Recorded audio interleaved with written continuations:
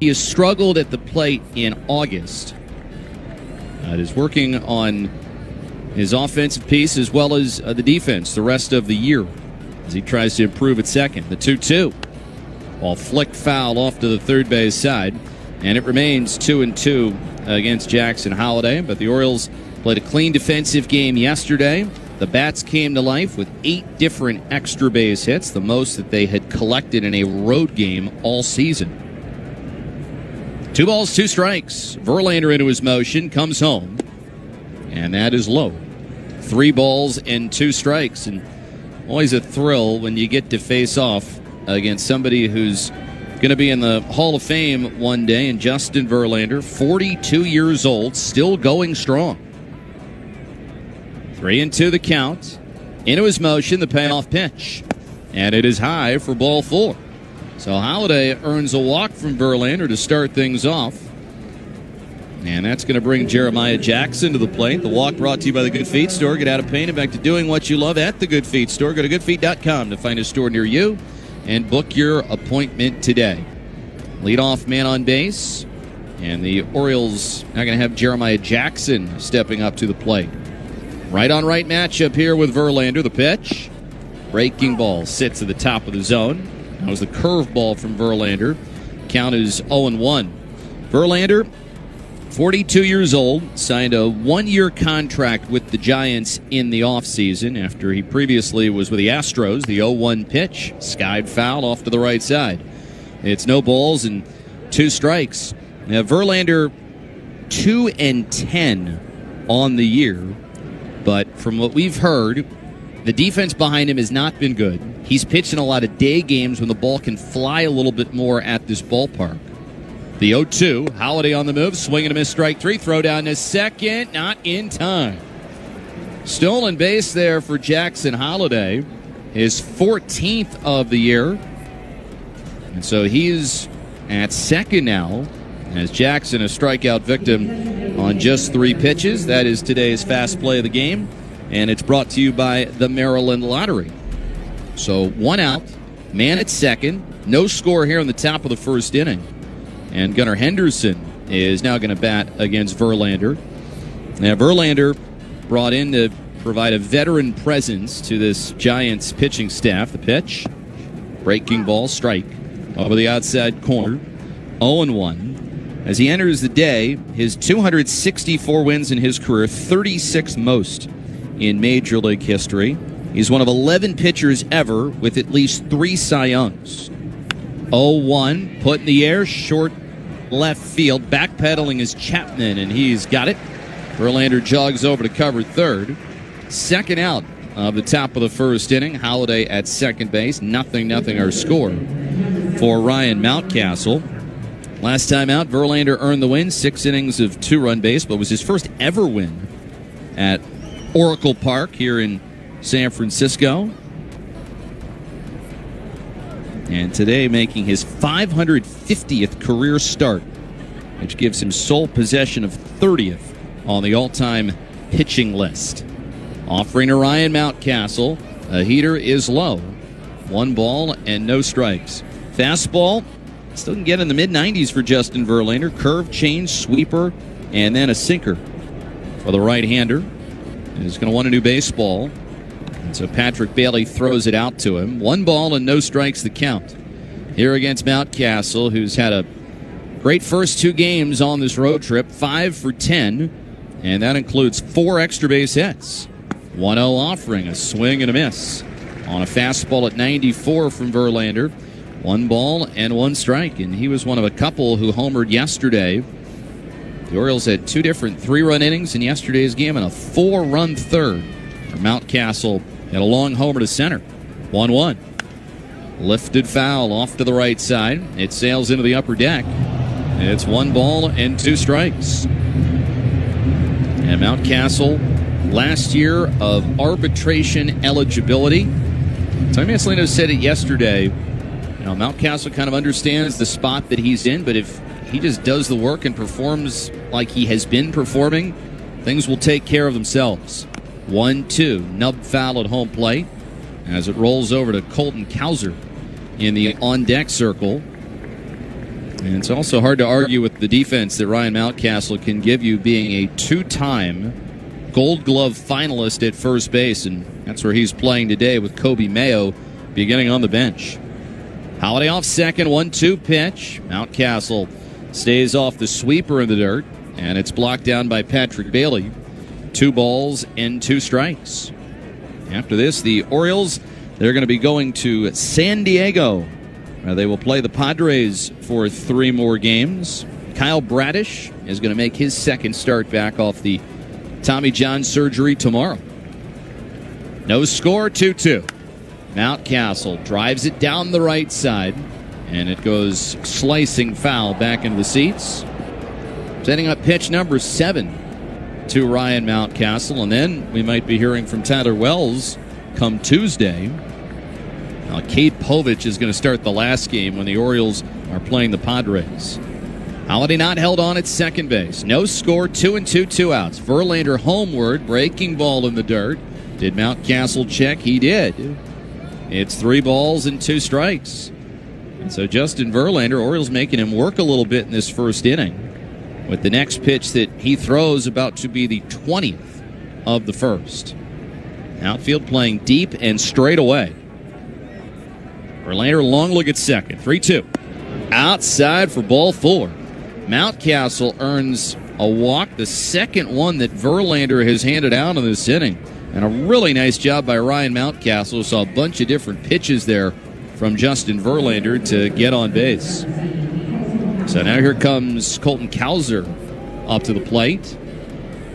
You mentioned it's a beautiful day for baseball here at Oracle Park. And we've been pretty lucky. We've had 3 beautiful days. The city by the bay. There's a strike and a Colton Cowser. It's 0-1. First pitch today came at 4:06 Eastern, 84 degrees, and beautiful blue skies above us with the wind swirling. 0-1.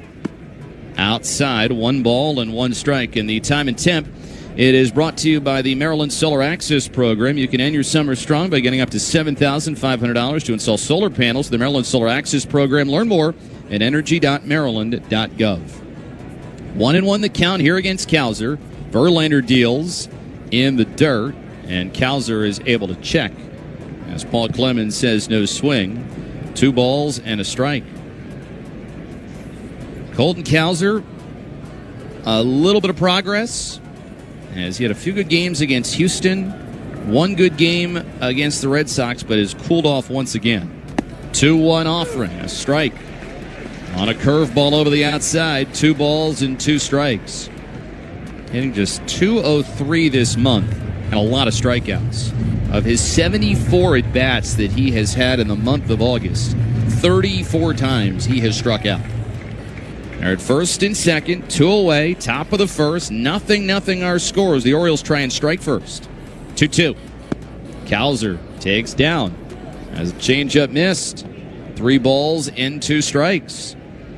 Now both runners have gotten on base via the walk, with Halladay and Mountcastle both grinding out long plate appearances. Outfield tilted the other way against Cowser. The runners go. 3-2. Breaking ball. Strike 3 called. Verlander rings him up on a curve. And so Cowser strikes out yet again. And 2 men left on base against Verlander after a half. Take a hack at guessing which baseball player or manager said the following. I really don't know what to say. I'm just so happy I gave something these people cheer. We all did. I mean, it was a great game. Both teams played incredible. It was a great game. That's Mike Piazza after he hit an 8th inning go-ahead home run in the first New York Mets home game after 9/11. Hear moments like this and more on the MLB app and MLB.com. Introducing baseball's all-new national pregame show, MLB Tonight, live at 5. Join Greg, Harold, and Dan and a star-studded roster for a preview of all the night's matchups. Get a first look at the lineups. Everything looks good right now for the Yankees. First take from the players. I'm just excited to put any pair of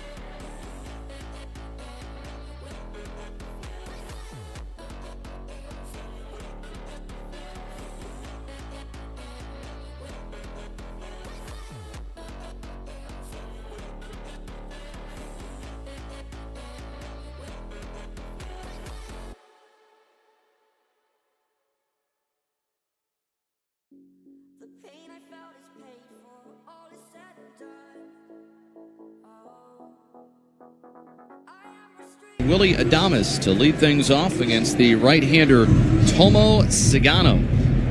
Sagano goes into his motion as he steps to his left and delivers. And that is off the inside corner. 1 ball and no strikes.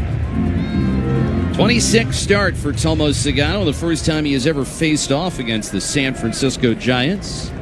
He'll step to his left, deliberate wind, 1-0 pitch, way outside. It's 2 balls and no strikes against Elliot Ramos. Sagano coming off of 6 innings of 4-run baseball his last time against the Red Sox, where he gave up a couple of home runs. The 2-0. Strike at the knees. And it's 2-1 now in Ramos. The first 2 home runs that he had allowed in a little while, he'd gone 4 straight outings without giving up a long ball. Now the 2-1 pitch. Swing and a miss. And Ramos ahead of the sweeper. It's 2 balls and 2 strikes. Sagano, as we know, he's going to give up some hits. He'll allow the occasional home run, but he also gets a lot of run support on his start days. 2-2. Outside, 3 balls and 2 strikes. He is the Orioles' team leader in wins with 10. ERA just a little bit over 4. Carried the Orioles at the beginning of the season, hit a bump for about a month and a half, and has been good really ever since then. 3-2 here to Ramos. And he swings and puts it in the air. Shallow center field. Vasquez going out. On comes Cowser. He dives, and Colton Cowser makes the catch. What a great play by Cowser in center field. Now, we heard it from Tony Mansolino recently. He's been pleasantly surprised by Cowser's defense in center. And in a full belly flop, chest on the ground, he raised the left arm and let everyone know that he had it. So Cowser steals a hit from Elliot Ramos. And a great play there. 1 out. And Rafael Devers, the former Red Sox, getting ready to come up to the plate. Devers DH hitting left side. Sagano misses off the outside edge. 1 ball and no strikes. Cowser, he's in center for the Orioles today. Daniel Johnson in left, Dylan Beavers in right. Jeremiah Jackson at third, Luis Vasquez at short, Holiday at second, Mountcastle at first, the 1-0. Swing and a miss. There was a splitter at the knees, 1 ball and 1 strike, and then Samuel Basayo, 1 day off of hitting his first major league home run. The battery mate for the 35-year-old Tomo Sagano. Even count 1-1. Here's the pitch to Devers, and he swings and misses at a split below the knees. 1 ball and 2 strikes. Devers, in time this year between the Red Sox and Giants, hitting at .258, 27 home runs, and he is driven in 91. So Sagano steps off. If you combine those 2 totals, Devers has more home runs than anybody on the Giants. San Francisco has homered in 13 straight games. 1-2. Skipped in the dirt. As the sweeper gets away from Basayo, it's 2 balls and 2 strikes. The only run that they got yesterday was on a home run by Willie Adames, who stands on deck and is the second leading home run man on this San Francisco team. 2 balls, 2 strikes. Sagano fires. And Devers smokes it out to deep center field. Colton Cowser turning tail, track wall, gone. Well, it is now 14 consecutive games for the San Francisco Giants where they have hit a home run. And for Rafael Devers, it was a low missile that clears the .391 marker in center field. This game is tied up. This is a 1-0 lead for San Francisco. So off of a 2-2 pitch, Rafael Devers hits the home run, and the Giants have got the lead here. So knee-high pitch there from Sagano. Devers, it was just a bullet. Wondering, would it be high enough? And it was. Pitch on the way. Inside to Adames, 1 ball, no strikes. Jeff Rogers allowed his home run in the first yesterday, and then he slammed the door for the next 6, so hopefully Sagano can follow that. 1-0. Adames stares at a breaking ball at the knees. It's 1 ball and 1 strike. Adames, 3 homers in his last 3 games. 25 on the year. The 1-1 pitch. Swing and a miss. Sagano had him ahead of a sweeper. It's 1 ball and 2 strikes. Prior, Adames had just 5 home runs in a 65-game span. And that contract was looking like a disaster until very recently. A ball, 2 strikes. Here's the pitch. Outside on a sweeper, not close. 2 balls and 2 strikes. Yeah, I don't think the Giants are going to make the postseason this year, but they'll come back with Devers, Adames, Chapman. It's a pretty good place to start. Here's the kick, the 2-2. Swing and a miss. Got him on the split. Only Adames goes down via the K. So for Sagano, first strikeout that he has registered today, and for each strikeout thrown by a nose pitcher this season, Autumn Lake Healthcare will make a donation to the Alzheimer's Association. 2 outs on a 1-0 lead for San Francisco after Devers goes deep. And now Dominic Smith, who had a ball into McCovey Cove, is up, and he'll look at strike 1. Adames walking back to the San Francisco dugout.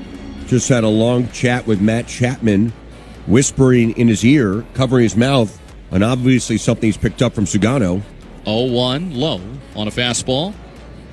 And this is the first time these hitters have seen Sugano. 1 ball and 1 strike against Dominic Smith. The pitch. Breaking ball. Hits the outside corner. It's a split, actually. And it's 1 ball and 2 strikes. There's only so much film you can watch. Nothing like standing in the box. And Sagano, he is going to try and get you in a rocking chair where you're leaning forward, you're leaning back, and you're trying to cover all 4 quadrants of the zone. A 1-2.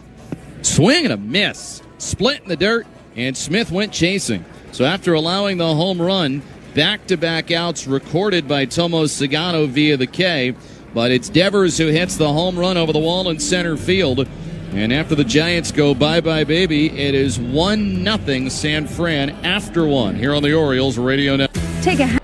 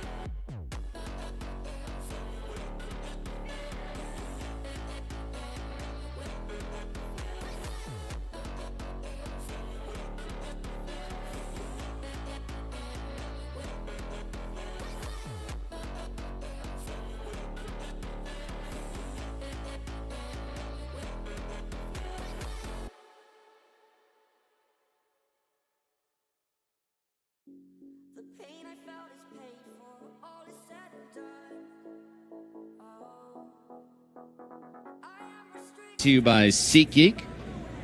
Justin Verlander worked around a couple of walks in the first. He delivers to Dylan Beavers, who swings and fouls it down the left field line. 0-1. A happy Labor Day weekend to everybody. Jeff Arnold, WB Hollander. Hey, Jeff. Hi, Brett. Our on-site engineer, Tanika Burrell, and then our pal Big Al Hildebeidel with us back in the studio. Here's the kick in 0-1. High, 1 ball and 1 strike. Okay, Jeff. Okay, Brett. 1-1 the count. Beavers, then Basayo and Vasquez in this inning. As here's the turn and the 1-1 pitch. Up and away. 2 balls and a strike. I was talking to Jeremiah Jackson about this, and I know a lot of players feel the same. Getting a chance to face a guy like Justin Verlander, who's going to go to the Hall of Fame one day, it's a pretty cool thing to get to experience. 2-1, that is high. 3 balls and a strike. Jeremiah Jackson was saying that when Verlander made his major league debut back in 2005, Jeremiah Jackson said, well, I was 5 years old. 3-1 pitch. Popped up, coming back and out of play. It's 3-2, and then there was a teammate who said this at spring training. The youngest guy on the Giants roster at the beginning of the year, a guy named Hayden Birdsong, says that, well, when Verlander debuted, I was 3 years old, and I was watching Blue's Clues. 3-2 pitch is up and away for ball 4. So Beavers becomes the third Orioles hitter to walk against Justin Verlander. And again, Verlander begins the inning with a leadoff walk. Yeah, it's kind of amazing. I was thinking about when Verlander debuted, and he really burst onto the scene with those Tigers that kind of shocked everybody with Jim Leyland as the skipper. Pitch on the way. Breaking ball in the middle, called strike to Basayo. I remember watching him. I was in college in 05, but to kind of put things in perspective, we're about to celebrate the 30th anniversary of Cal Ripken eclipsing Lou Gehrig's consecutive games record. 0-1 offering. Big swing and a miss. Basayo pulls off a slider, strike 2. When Verlander was on his way to winning Rookie of the Year, that would have been only the 10th anniversary that September of 21-31. We're about to hit the 30th anniversary. Wow. 2 strikes against Samuel Basayo. Verlander sets the pitch, and Basayo cuts and misses for a hard slider down. So seeing breaking stuff from Justin Verlander. Basayo is a strikeout victim. 1 out. Beavers at first for Luis Vazquez. And then there was somebody in the Orioles dugout who actually played against Justin Verlander in college, and that would be Tony Mansolino, who remembers back to 2003, offering as a strike in Luis Vazquez over the outside, 0-1. He was saying that he remembers when Verlander was pitching at Old Dominion, a first-round pick eventually out of Old Dominion, and Mansolino was playing for Vanderbilt. 0-1. Breaking ball goes around the plate and misses in. 1 ball and 1 strike. Mansolino says that he remembered that he faced Verlander. He's like, I can't remember if I got a hit. If I did, then it would have been like a swinging bunt. 1-1 under the arms of Vazquez for ball 2. But he remembered that Verlander started, and it was a very fast game, about an hour and a half. He said just because it was so cold and everybody was swinging. Runner goes, 2-1, swinging a foul to the screen as Beavers on the move. Has to go back to first base. Yeah, Verlander out of the CAA and ODU, not the SEC, not the ACC, not the old Pac-10. And I remember talking to the old baseball coach at Taos University, Mike Gottlieb. He said, and he coached for a long time in that conference, that's the best player in the history of that conference right there. 2-2. Launched foul, coming straight back and into the upper deck. And he has withstood the test of time. And, you know, with Justin Verlander, the hope is, I think, to get to 300 wins. He's got a little ways to go. Throw to first base, close play, safe. Beavers just gets back in time. But, you know, Verlander has talked about before, eventually pitching into his mid-40s. A very close play, and Beaver's right hand was in before Smith could tag him on the shoulder. At least that's what it appears, but the Giants, they want to challenge this. San Francisco is challenging the safe call at first base. That is the voice of Quinn Wolcott, the home plate umpire and crew chief. Ramon De Jesus is the calling umpire. And Verlander got the ball back and then quickly threw into first base. So we are going to look at a replay, maybe 2, and see if Beavers is going to remain at first base or not. Always a risk when you decide to challenge something this early. And I think he missed him. I don't think there's enough to overturn it, certainly. I'd be very surprised unless I'm missing something. I mean, it's close. I think on the initial swipe from Smith, he missed him. Eventually, I think he did touch his hand, but it was either on the bag or I'm not sure if there's enough to overturn it. It's a very close play. You need clear and convincing evidence, Brett. I don't think we've got clear and convincing evidence here. What's your overall scouting report of Quinn Walcott behind the dish today? Well, you know, he's a hitter-friendly umpire, Brett. And he will call pitches maybe on the inside or a little off the inside part of the plate and some higher pitches to right-handed hitters. And then he'll maybe grant a little bit more for the pitcher when a left-handed hitter is up at the plate. But guy's a very good umpire. And he is standing alongside Ramon De Jesus, who's the calling umpire on this play and taking a long time for New York to come up with a ruling. Here we go.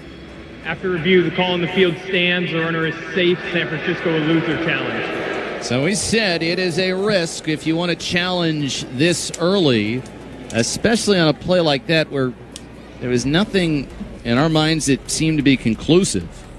So after the review, Beaver's still at first, 1 out in the inning, and Luis Vazquez up hitting with a 2-2 count. He fouls the next one back. So the count stays in place. Giants leading 1-0 after Rafael Devers hit a frozen rope over the center field wall. 2 balls and 2 strikes as Verlander digs his back foot on the third base side of the rubber. 2-2. Breaking ball hit sharply through the left side. Base hit for Luis Vazquez. Beavers station to station, holds on at second base. Now Vazquez, who has seen a lot of breaking balls from Verlander, got one that he could rip, and he did. So 2 men on base, and now it's going to bring Daniel Johnson up to the plate. Another start for Daniel Johnson out in left field today. Johnson, he is from Vallejo, California, which is about an hour away from San Francisco. Stands in left side. The pitch. Breaking ball, strike. Over the outside edge, 0-1, and he played for the Giants previously. But he said that from where he was from, it was easier to get to Oakland A's games, so he grew up an A's fan as opposed to a Giants fan. 0-1, line drive, left field. Ramos started in, now makes the catch chest high, and everybody retreats. Johnson lines out against Justin Verlander. Beavers at second, Vazquez at first. 2 outs in the second. 1-0 Giants lead for Jackson Holliday. And grew up a A's fan as opposed to a Giants fan, though Daniel Johnson said he did come out here in the days where Barry Bonds was hitting all those home runs and loved watching him and JT Snow suited up for the Giants. That'd be Jack Thomas Snow, right? Yes. Pitch here, outside, 1 ball and no strikes. I mean, Brett, my childhood, JT Snow was one of the best defensive first basemen that I remember in my childhood days. Long look at second. Verlander with a 1-0 pitch. Breaking ball drops in for a strike. Outside edge to Holliday, 1 ball and 1 strike. Well, the Orioles, they have built traffic against Verlander so far in this game.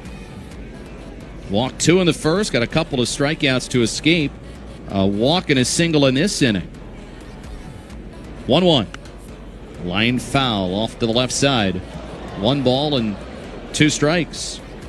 So far, the Orioles have done fairly well in this series with runners in scoring position after it was a huge problem for them in the series against the Boston Red Sox. 1-2. Verlander looks at second. Pitch home. Put in the air, foul off to the left side. So still a ball and 2 strikes. And if Holliday gets on base, then Jeremiah Jackson would be next. An absolutely beautiful day here at Oracle Park. Great crowd. And it has been great crowds over the 3 days here. 1-2. High on a fastball. Verlander got that one at 95. 2 balls and 2 strikes. I mean, this is big league baseball when you come here. That's what it feels like. And you've got all the boats and schooners and things like that on a San Francisco Bay, McCovey Cove just beyond us. Ground ball out to the right side. Hits softly. It's picked up by Smith. He's going to flip it off to Verlander, covering just in time. And the Orioles, they want another look to see if they should review this. Softly hit. Smith, who's a good first baseman, reacted at the last moment and then got it off to Verlander, covering. The out recorded, and the Orioles are not going to challenge. So bang, bang. But the Orioles again get 2 on base but can't score. And as we go to the last of The Off Base Podcast is on.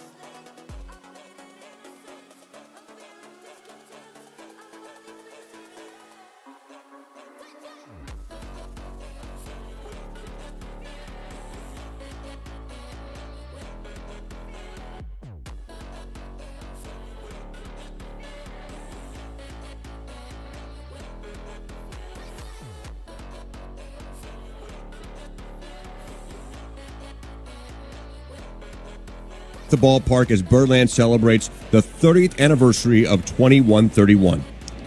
Here's the pitch from Tomo Sagano. Matt Chapman looks at an knee-high strike, 0-1. Great seats are available at Orioles.com/tickets. Brett, thanks for that. It's a 1-0 San Francisco lead. We're here in the last of the second from Oracle Park. Sagano delivers on 0-1, and it's a pop-up foul off to the first base side. Strike 2. Yeah, I can't believe it's been 30 years. I remember the night really well. It was the day before 5th grade for me, Jeffrey, so I was still very young and spry in those days. I've lost the spry. The 0-2 in the dirt. 1 ball and 2 strikes. I mean, Brett, I think you're very spry as long as you're doing a workout class with those who are 50 years of age. Just 40 plus. Ball and 2 strikes against Matt Chapman, who scuffled in August, hitting just a $194. The 1-2. Way outside. On a sweeper from Sagano. 2 balls and 2 strikes. I mean, a lot of great dignitaries are going to be there, and you got to chat with one of them pregame, Brett, and our pal John Miller. 2-2. Just outside. Barely missed in a sinker, which didn't quite make it back to the outside corner. We played a portion of that interview on the pregame. We'll play more of it in the next series against the Padres. Sagano with a 3-2. Swing and a miss. Chapman went after the sweeper this time. So Sagano, that is 3 straight strikeouts if you go back to the last inning when he K'd Adames and Smith. 1 out. And now here comes Luis Matos up to the plate. Matos, huge game on Friday. His first career 4-hit effort. Adding at .224 on the season. Right on right. Breaking ball strike. In a Matos 0-1. It's kind of funny, Jeff. And the fans' reaction to some of the John Miller stuff we've talked about the last few days, and really since it's been announced he's coming to Baltimore next weekend to celebrate Cal. 0-1. Cut and a miss for a disappearing split. 0-2. It's been great. I just saw, because the interview I just did with John was posted on Twitter, on X, at massinsports.com. And someone said, I love Brett, Jeff, Kevin, Melanie, Ben, Rob, the whole group. 0-2. Fastball outside corner at the knees. Strike three. There. That was a perfect sinker over the outside with Sagano running it back at 94. And Mato's the latest strikeout victim for Sagano.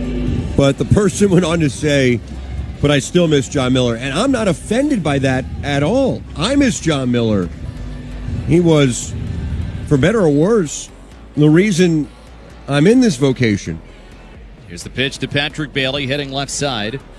Curveball, strike one. Thanks a lot, John. But, no, in all seriousness, Brett, it is a debate worth having, but for my money, John Miller's the best to ever do it. And I'm biased, but I agree. The voice of my childhood. A 1 pitch. Just outside. 1 ball and 1 strike. And when you spend some time with John, number one, you realize he is the nicest guy going. He's got an incredible personality. He's so funny. And when you and I get to see him in San Francisco, it's always a highlight of the year. 1-1. Split. Catches the knees. Ball and 2 strikes now to Patrick Bailey. Yeah, being a baseball broadcaster, I think you go around, you listen, and you watch a lot of the great ones. Very few have the total package of entertainment first, calling a great game, the history, knowledge, and rhythms of the game. But John has the whole package. 1-2, split outside to Bailey. 2 balls, 2 strikes. It's 1-0 Giants here in the bottom of the second with 2 outs. The great pipes. But as he just told me, to be a great broadcaster, you need some luck. You need to have some wins, maybe, the team you're calling. 2-2. Inside, though, Tomo Sagano didn't think so. He started to race towards the third base dugout. Basayo was out of his crouch, too. Quinn Wolcott called it a ball, and look at the replay. It looked like he was right. Now the 3-2 coming. Sagano to Bailey. Chopper, foul up the first base line. But it was certainly fortuitous. John's first year, already an up-and-comer in the industry.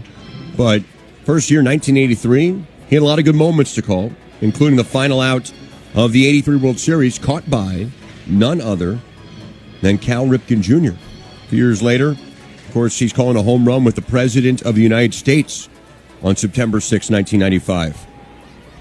1-0 Giants. 3-2, 2 outs. Sagano deals.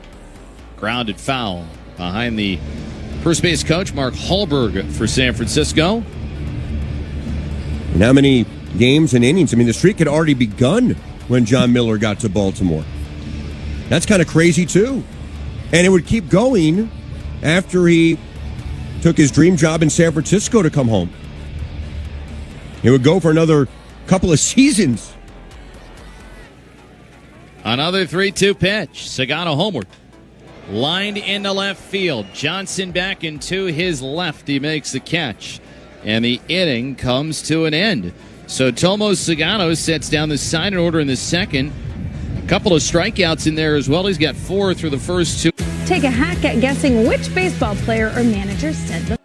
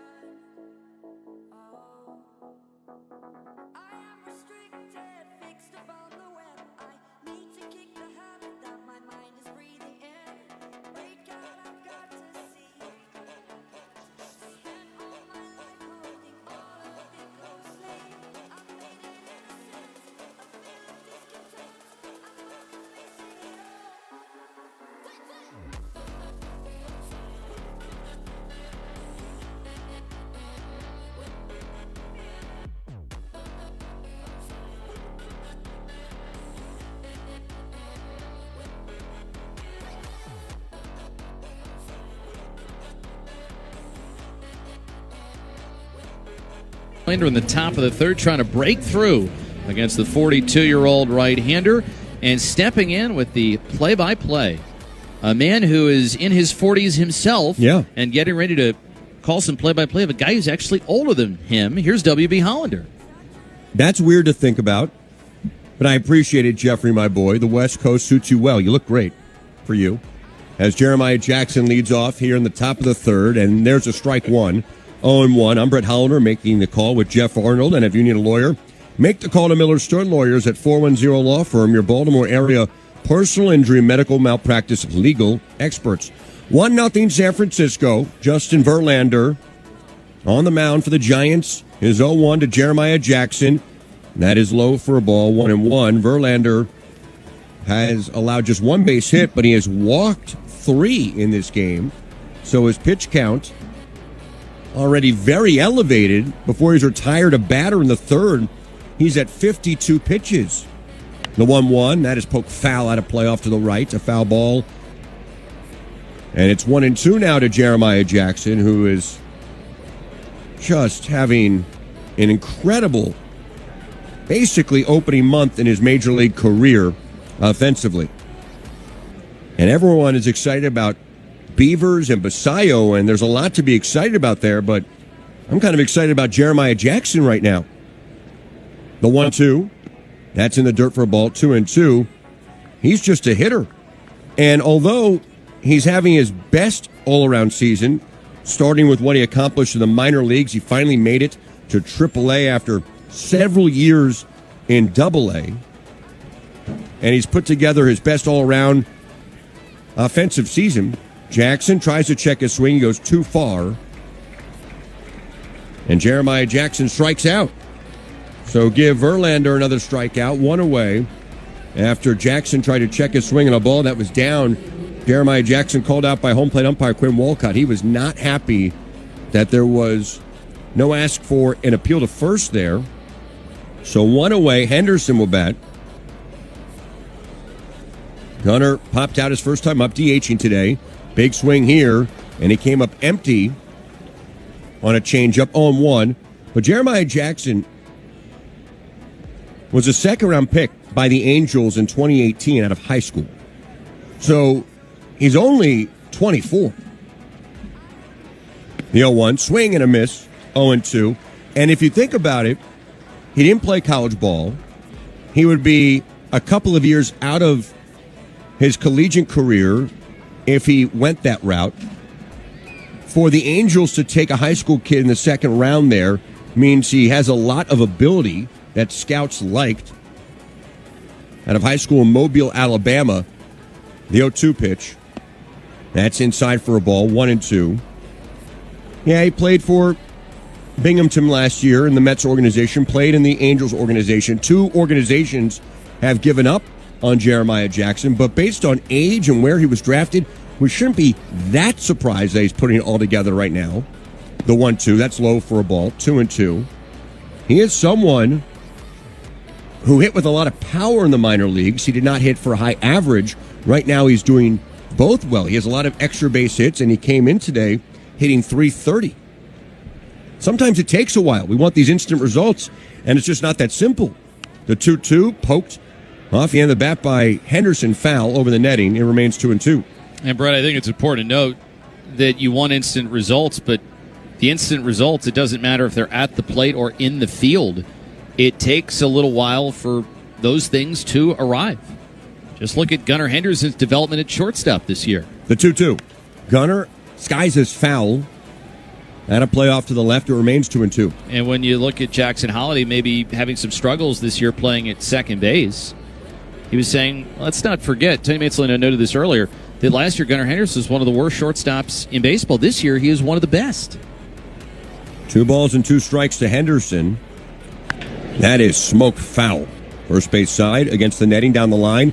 It remains 2-2. But front offices in the modern game, yeah, you need to go out and get free agents. You need to hit on trades. You need to hit in the draft, international markets. But you look at any roster in the big leagues that is experiencing success in a given year, there's going to be a few waiver claims that hit.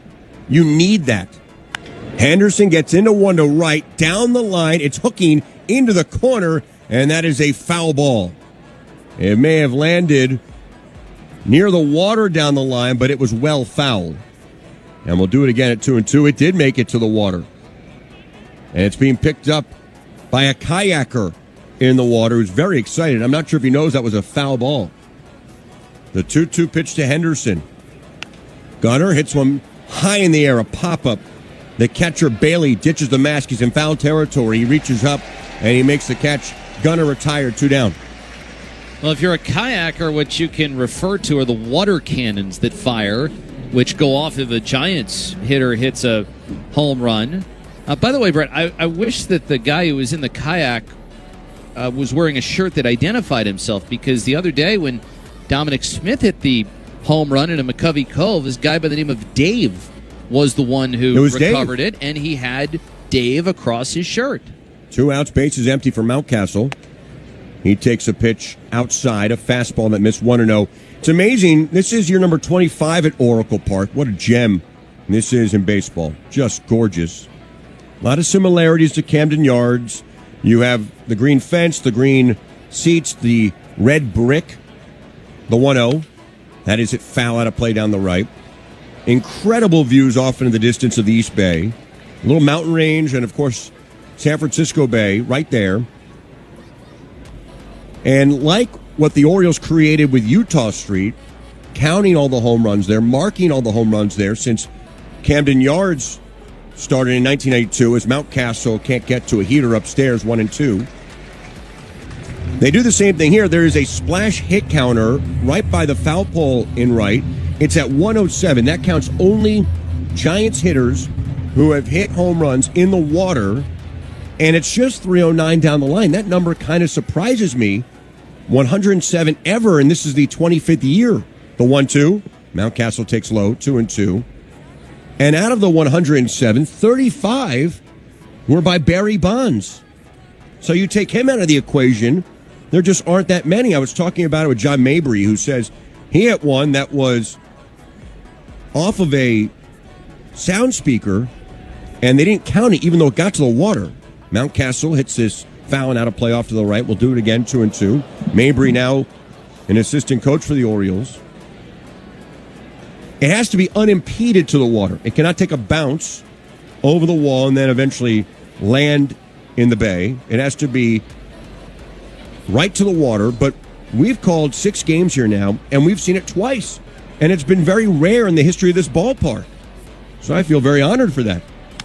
That's a ground ball right side, and it eats up Dominic Smith. It gets past him down the line, and Mountcastle will reach. Smith went to a dive. It wasn't hit all that sharply, but it had a ton of spin to it, and Mountcastle stays hot with a 2-out single. Let's pause 10 seconds for station ID on the Orioles Radio Network. WBAL, WIYY HD2.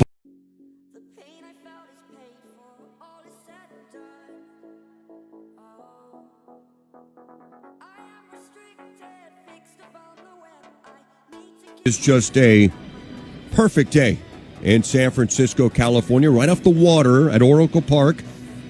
We have Alec Hildebrand running things back at home base. Orioles down a run, 1-0, top of the third, 2 outs with Mountcastle on at first base. Cowser will bat after the catcher, Patrick Bailey, went out to chat with the great Justin Verlander, making the start today at the age of 42. His 24th start of the year. Just amazing. Cowser a swing and a miss. Fooled by a curveball, 0-1. So there have been 107 home runs into the Bay, unimpeded, by Giants players, and 66 from the opposition over 25 years here at Oracle Park. The 0-2, Cowser cut and a miss. Fooled again. That was a straight change, and it's 0-2 to Cowser. And you know, one of the 66 road players to do it, Brett? John Mabry might have been robbed by a speaker, but Cody Ashley, the Orioles hitting coach, he hit a ball in a McCovey Cove. Rock Kabaka had a good article about that. Cowser rolls his foul. Near the Orioles dugout, it remains 0-2. He says it's nice to have a very small piece of baseball history, though Ashley was saying it actually would have been more cool if he'd homered onto Utah Street at Camden Yards it was obviously different with interleague play back then because at least if you homer on Utah Street, you get the plaque and it's there forever. Cowser is swinging a miss. He has struck out twice against Verlander, and the Orioles leave one. We will go to the bottom of the third in San Francisco. 1-0 Giants on the Orioles radio network. Is your home's air conditioner having a losing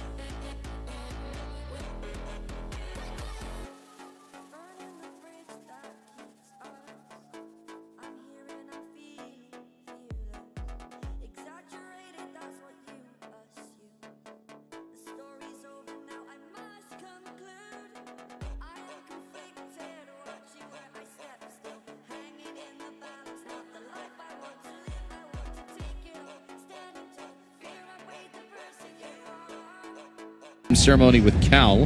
Enjoy limited edition 2131 merch, pop-up exhibits in Legends Park, and live music on the Coors Light stage. Get your tickets now at Orioles.com/2131. Jeff, you're doing a great job for the company. Thank you. Christian Koss leads off for San Francisco, and he takes a strike one called, 0-1. 1-0 Giants, bottom of the third. Hey, right back at you, Slick. Tomo Sugano allowed a solo shot hit by Rafael Devers, but that's been it. Only hit he's allowed, and he has 4 strikeouts. This is hit deep to the gap in right center field. Cowser streaking over towards right center. He'll get there near Triple's alley, and he makes the catch. Nicely done, Cowser, who's playing a great center field these days. Out number 1, and Colton says he's really starting to enjoy it in center field. It looks like that. Those long strides, it just looks a lot different. It reminds me, and Orioles fans will know this name all too well, kind of like Bernie Williams, the way Cowser covers ground. The Yankees center fielder for so many years, those long, loping strides. Strike one to Drew Gilbert, the number 9 batter, 0-1. Third inning is brought to you by Constellation Home for all your cooling, heating, and plumbing needs. You remember that name, Jeffrey. It's a looper. Foul territory. Jeremiah Jackson over.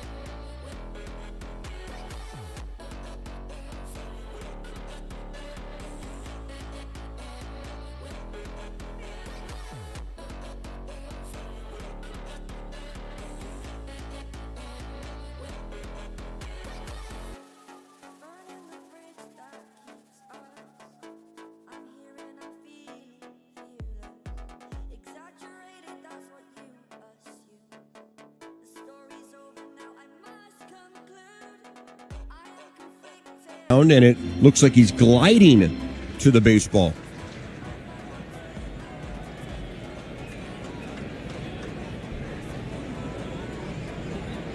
They're having scoreboard issues here at Oracle Park.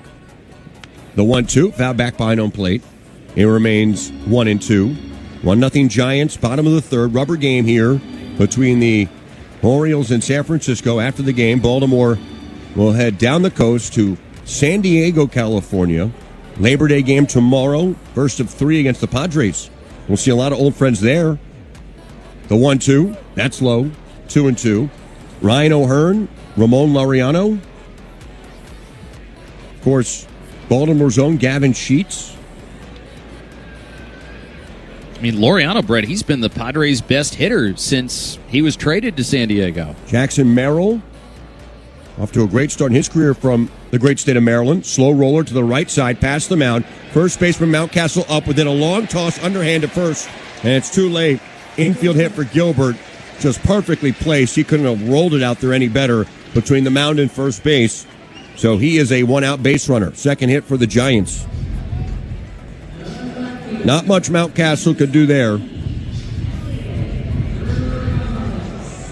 Also, we can't forget that Machado guy. We know him pretty well. He's still with the Padres.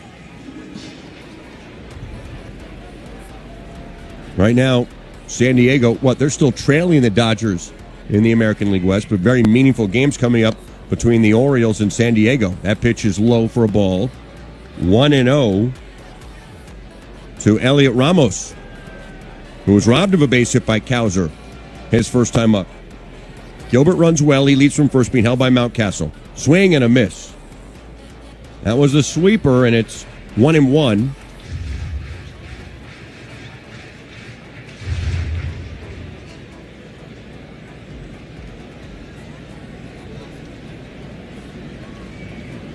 Toss over to first. And back with the dive is Gilbert.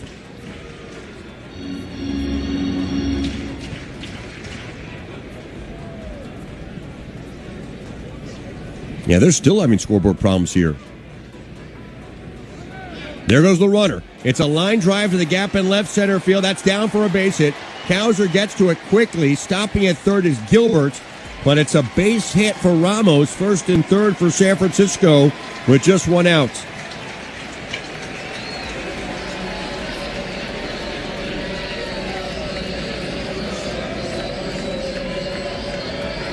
So now Devers will bat in a big spot.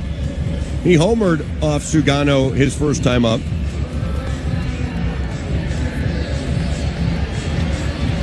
And Sugano in a bit of trouble, already down a run. Devers hit number 28 his first time up today to dead center on a line. It was a missile. Orioles hoping to turn two. Right on left in the pitch. There's a line drive to the gap in left center field. Cowser on the run. He dives. Did he come up with a baseball? No, they say, and a run will score. He made some kind of effort on a dive to the gap in left center field. And I saw Brian Walsh, the second base umpire, and Paul Clemens, the third base umpire, indicate that that ball was trapped.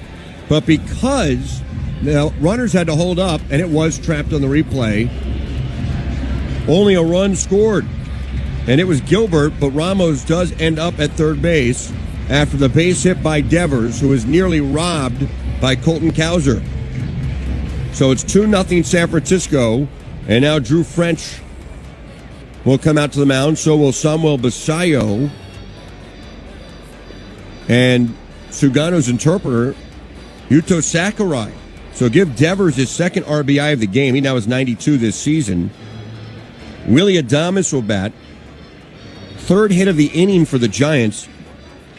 One was that infield roller. Would have been 2 outs, bases empty. But then that infield roller, a base hit by Ramos, and then a base hit by Devers. First and third, with just 1 out and a run in for San Francisco. Yeah, Devers has driven in both runs. Conference is over. Tomo's at 49 pitches so far.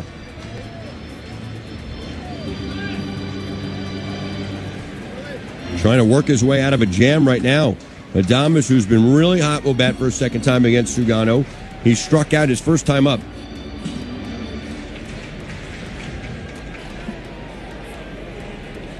The pitch. That's low for a ball. 1-0. 2-0 Giants. Bottom of the third. Orioles hoping to turn two right now. Swing and a miss. A huge uppercut swing. Adames came up empty on the two-seamer. And it's 1-1 strike. Scoreboard's back. Should have reload.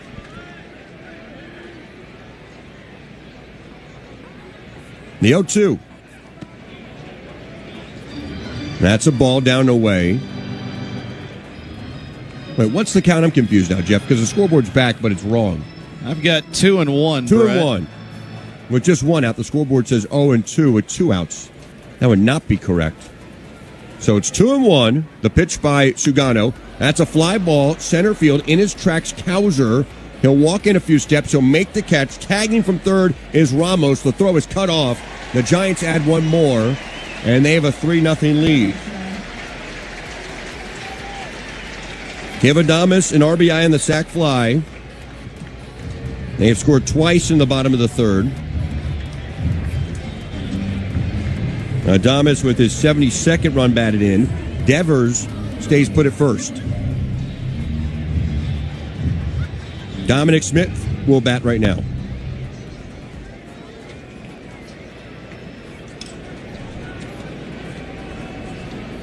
And Tomo steps off.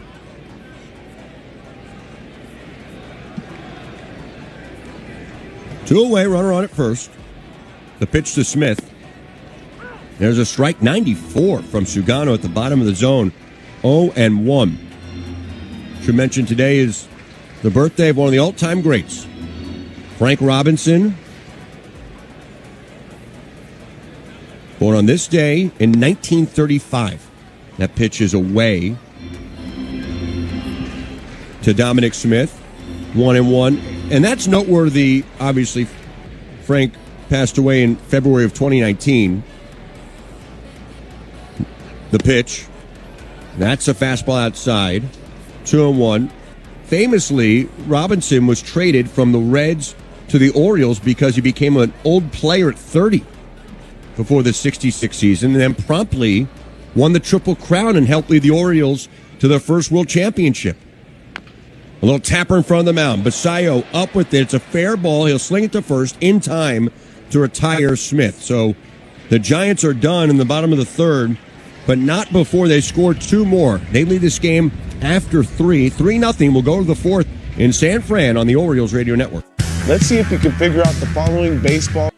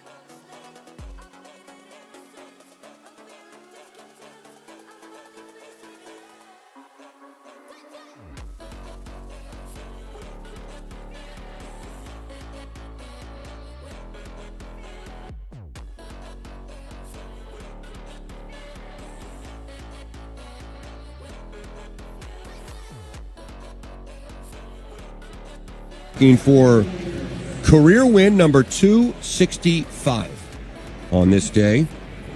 Dylan Beavers, Samuel Basayo, and Luis Vasquez due up for the Orioles.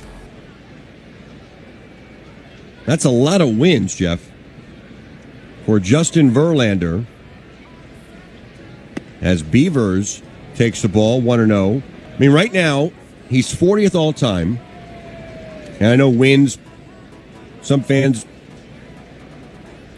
don't think as much of that stat as they once did. The 1-0. There's a strike, 1-1. But it speaks to something. It speaks to you going out every 5th day, being consistent, giving your team a chance, usually going deep in games. The 1-1. Beavers late on the heat, 1-2. I mean, Verlander's from a bygone era. When you look at the totality of his career, 12 200-inning seasons.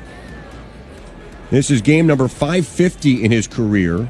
I mentioned the 264 wins. The 1-2 pitch. Beavers looks at one up and away for a ball, 2-2. That puts him 4 back of James Alvin Palmer, who finished with 268, and 6 back of Michael Cole Mussina, who finished with 270. Swing and a miss. Beavers down on strikes. Those are the 2 best right-handers and the 2 best starting pitchers in the history of the Baltimore Orioles. Verlander, in an era that he's pitched in where wins matter less, going deep into games matters less, unfortunately. Verlander has somehow, as Basayo takes a big cut at one and gets a piece of it to nub it foul, 0-1. Somehow, some way, Verlander's kind of on an island, even with his contemporaries. If you look at his overall achievements right now, he has many more wins than Max Scherzer and Clayton Kershaw. Plus, he's 9th all-time in strikeouts. The 0-1 pitch. Basayo winds up again and couldn't get to a 4-seamer at 92. That should tell you the life that Verlander still has on that heater. 0-2 to Basayo. 3-0 San Francisco. Top of the 4th. So Verlander right now, he smells the opportunity to win a game. He wants to get to 300 wins. Basayo takes one in the dirt, 1-2. Also, oddly, Verlander, because he's pitched for so long, it's strange. There's just very few Orioles currently on the team who have faced him. Just a handful. And it's his 20th season. That speaks to how young the Orioles are. The 1-2. Basayo takes a ball down and in, 2-2. He's also been involved in a couple of seminal Orioles moments. One is he started the Delman Young double game for the Detroit Tigers in the divisional round of the 2014 postseason at Camden Yards. That was game 2. The 2-2. Basayo rips this one down the right field line, but it will hook well foul. It remains 2-2. He started that game, gave up a home run to Nick Markakis. It was not his best season, although at this point that was many years ago. He was just 31 when he started that game. He's 42 now. The 2-2 pitch. Basayo slams his foul again, this time off the netting down the right field line. It remains 2-2. It was Verlander against Wei-In Chen that day. And Verlander and the Tigers had a lead. Kevin Gausman came out of the Orioles bullpen, slammed the door, and gave the Orioles a chance to come back. The 2-2, that one is hit high in the air and foul. Kind of a lazy fly ball. And Basayo now battling. And that pitch count for Verlander climbing. This is only the 4th. He needs another 5 outs to qualify for a win. And he's at 86 pitches. Although he does have a 3-0 lead. And he has gone over 100 pitches 3 times this month alone. Basayo takes a ball high, 3-2.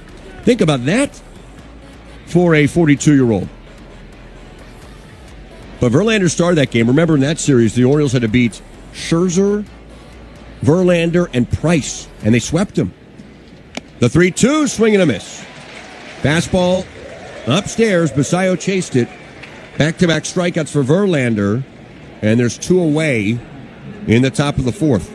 Also, this is kind of interesting to me. We were talking about Chris Tillman as the last pitcher before Rogers yesterday to go at least 7 innings in 4 consecutive starts. It was done by Tillman in 2016. He outdueled Verlander one night. Pitch high to Vasquez, 1-0. On May 13, 2016, Chris Tillman beat Verlander 1-0. The one run in that game, Jeffrey, was a solo homer. This is poked foul. Down the right field line, out of play, 1-1. By Adam Jones. Tillman got the win. Verlander took the loss. Adam Jones, that was career home run number 200 for AJ. He hit it off Verlander at Camden Yards, and it was the only run scored that day. The 1-1, swing and a miss. Vasquez late. on the fastball 1-2. I reminded Adam of that he hit number 200 in his career of Verlander, and that was the only run of that ball game, and the Orioles won. That's pretty special. And I remember I was very close to home plate that night for some reason. I took a picture of it. I got it framed for Adam. The 1-2. That's hit foul. Out of play. Down the right field line again. Orioles really working Verlander right now.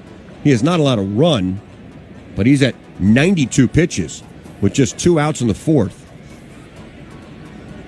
But that's kind of a cool one to hit number 200 against a future Hall of Famer in a 1-0 win. The 1-2. Slow roller foul, third base side. And we'll do it again. Just feels like, Brett, that Justin Verlander has had no easy at-bats the entire ball game. I mean, just so many extended at-bats. Now, he's gotten a lot of swing and miss, but there have been a lot of foul balls and a lot of really long counts. The 1-2. Swing and a miss. He strikes out the side. It wasn't easy, or maybe it was. 3 swinging strikeouts for Verlander, and the Orioles are done in the 4th. We'll see if Verlander goes out for the 5th. He has a 3-0 lead as we... Introducing baseball's all-new national pregame show, MLB Tonight, live at 5.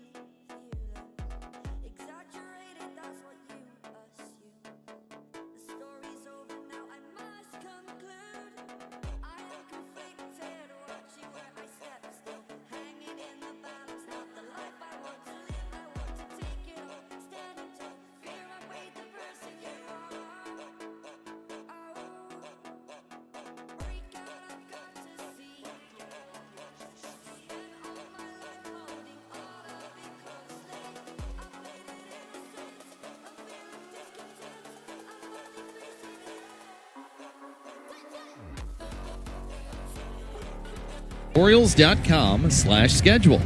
I've said it once. I'll say it again. Jeff, you're doing a great job. Well, that was an easy promo read, so not to worry. Tomo Sugano down 3-0.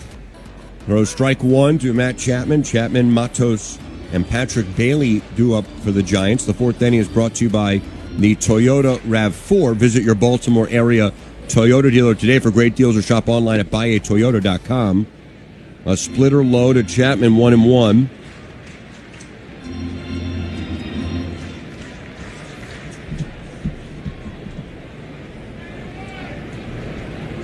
The righty Sugano deals.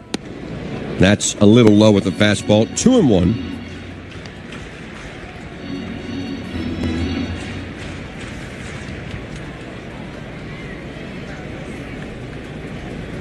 Sugano comes home. Big chopper over the mound, and that is going to go into center field. That's a base hit. Chapman takes a big turn at first. He'll head back to the bag. That was one where Vasquez and Holiday were converging, and I think there may have been a miscommunication on that play.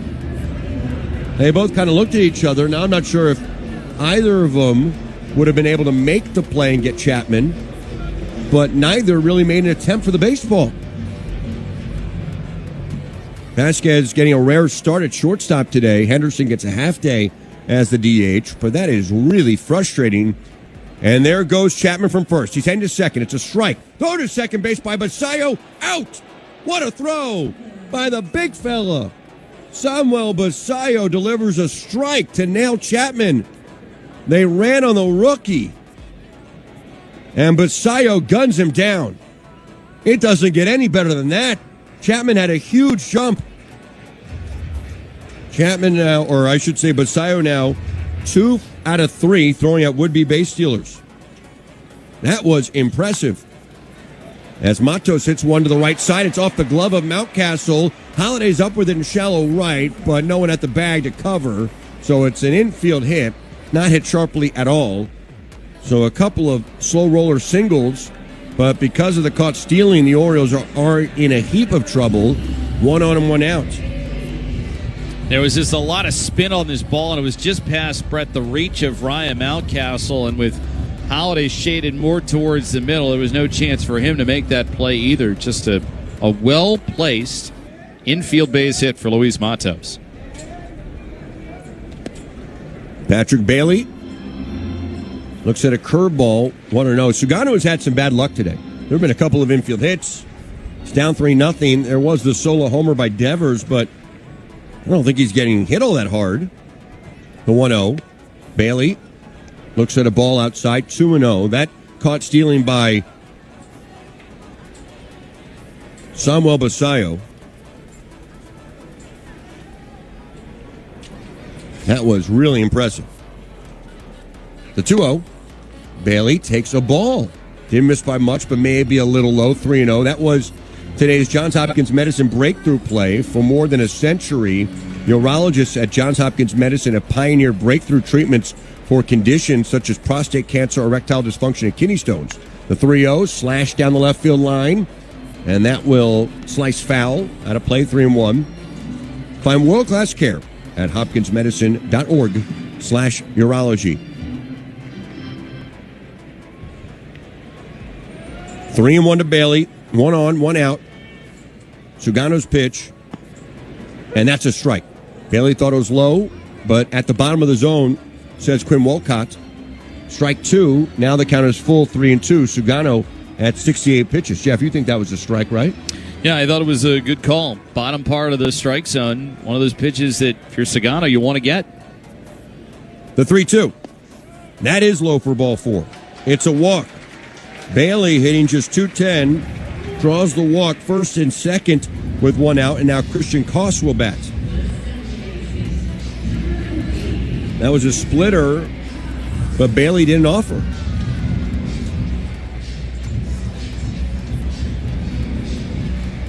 What, 5:30 or so back home right now, Jeff? 5:26?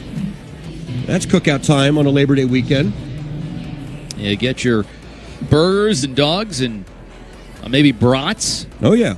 All of it. Maybe some folks are cracking crabs.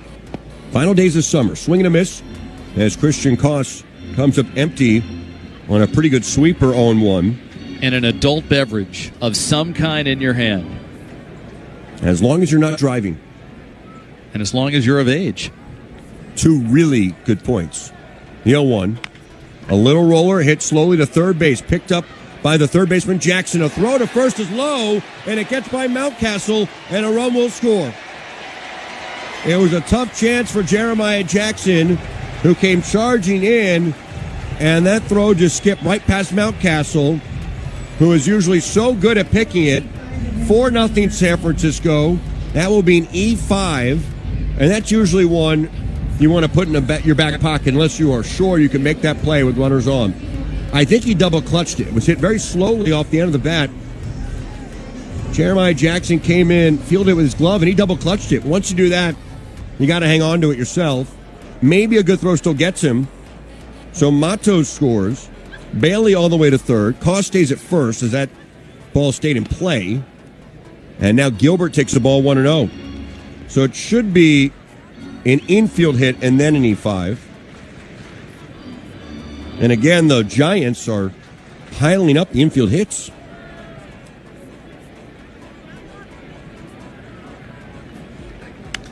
There's a line drive into left field. It backs up Daniel Johnson, who slips, and it goes right by him, and it will roll to the wall.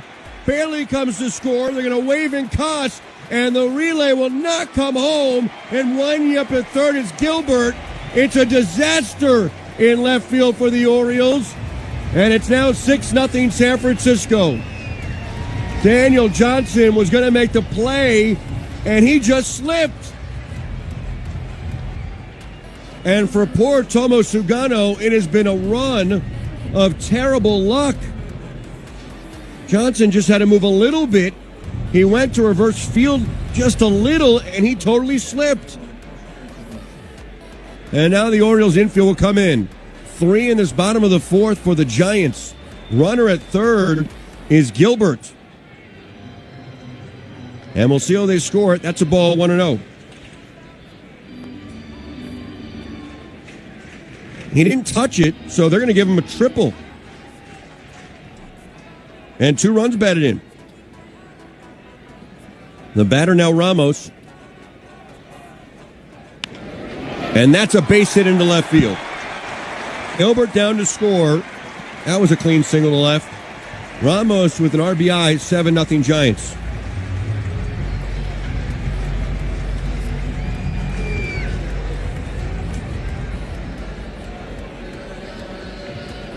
So 4 in this 4th. I mean, the line may not read pretty for Tomo Sugano, but as you said, Brett, a lot of this is not on him. He's pitching a lot better than what has occurred. I mean, for Daniel Johnson, that's one of those where, it is a triple. He was there to make the play, and he slipped. There's just not much you can say other than, what are you supposed to do? And then for Jeremiah Jackson, the double clutch cost him. He should have held on to the baseball because he wasn't probably going to get the runner anyways. And so you're just seeing some bad luck for Tomo Sugano, some miscues defensively, and suddenly you took a game which was a 3-0 ball game, and now it is suddenly a lot more lopsided than that. For what it's worth, the Giants just have one ball hit over 95 miles per hour this entire game, and they have 7 runs. That's extremely unusual. It's kind of amazing, actually. They have just dinked and dunked it, and they've gotten the benefit of some defensive miscues. Now, Verlander wants 3 more outs. Even though his pitch count is really high, there's only 1 out here. Ramos on it first, and Devers will bat again. He's 2 for 2 with a home run. And he gets tied up here. He checks his swing. They appeal to third. And Paul Clemens, the umpire, says no swing, 1-0. And now there'll be action in the Baltimore pen. Cade Stroud getting loose, the right-hander. The 1-0. That's a ball, 2-0. Well, I was enjoying our conversation about summertime barbecues. I can't believe it's already Labor Day tomorrow. The 2-0. Devers takes the ball 3-0. So we're nearing the end of the line here for Sugano, who's at 78 pitches. San Francisco has scored 1 in the first, 2 in the third, 4 in the fourth. The 3-0. Devers hits his foul just below us and to our left. 3-1. Can't believe it's already Labor Day weekend. Feels like it was just the 4th of July. We were in Atlanta. Memorial Day before that. This is game number 137 for the Orioles. And to me, there's always kind of a sadness once we get to Labor Day. Devers hits this into right field. That is a base hit. It will bang off the wall and right. Ramos will get stopped at third base. Devers will head to second standing. He's 3 for 3.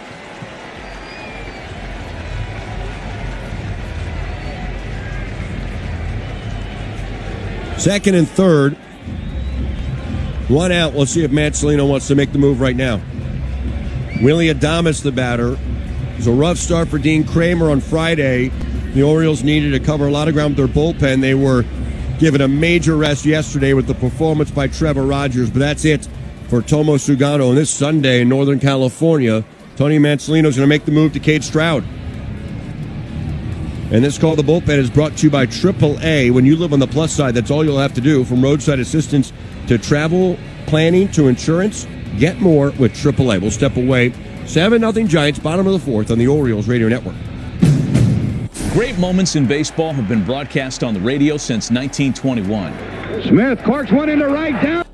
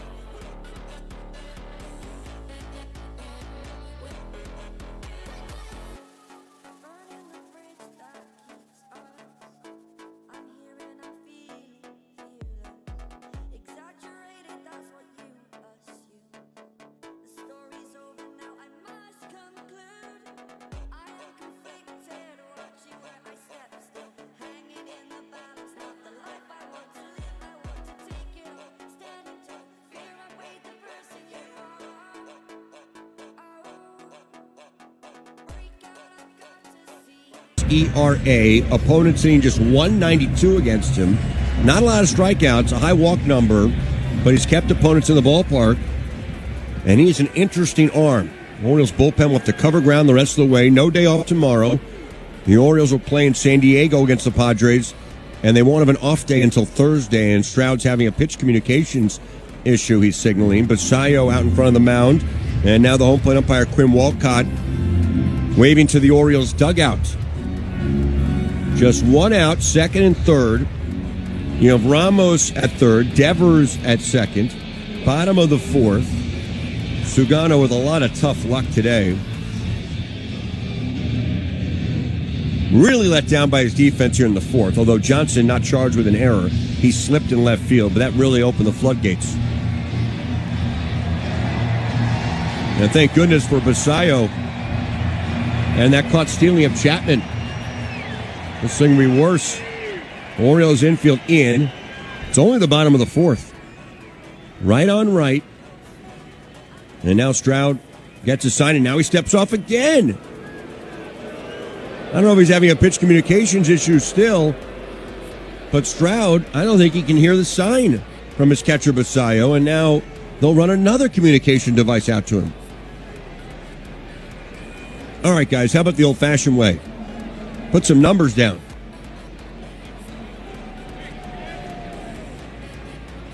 Stroud says he can hear it now.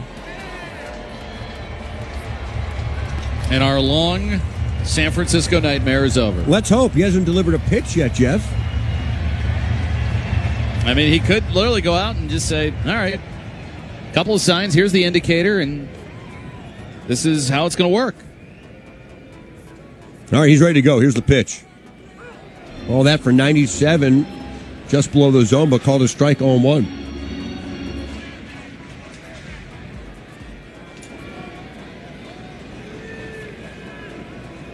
Oh, 0-1 to Willie Adames.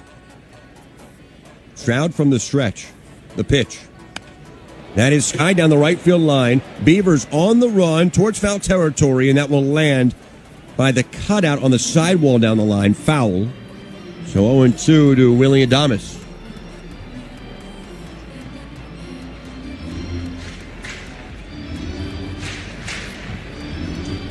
Cade Stroud.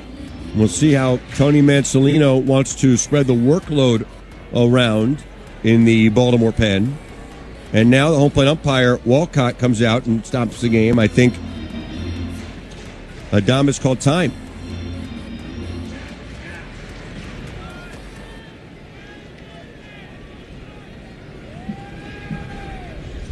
Oh, 0-2. Ground ball, third base side, foul.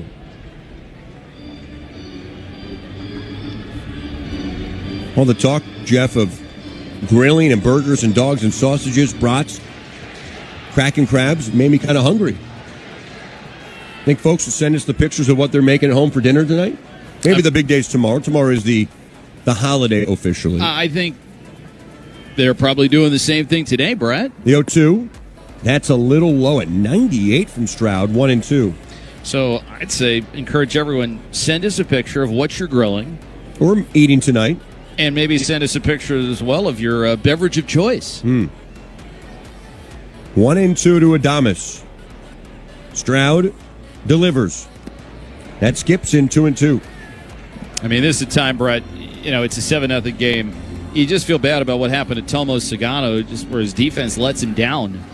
But at this point, you're trailing 7-0. You got to throw strikes. You got to find a way to get in the strike zone because, like on Friday night here, a lot of ground to cover. The 2-2, ground foul off the protective screen of the San Francisco dugout. It remains 2-2. Jeff, give your X Twitter handle again, just for the kids at home. Yeah, it's at Jeff on the air, Jeff with a G. Now, why do you spell it with a G again? Because my parents made an executive decision right before I was born, bro. You had no say in this. I mean, you didn't have any say in being named William Brett Hollander. No, I definitely did not. The 2-2 pitch to Adames. Ground ball on one hop to Jackson. He looks the runner back to third, fires across the diamond, and that's an out. Nice play by Jeremiah Jackson at third. He was playing in. That ball got to him quickly, and on one hop he was able to field the baseball, keep the runner at third, and make an accurate throw to first.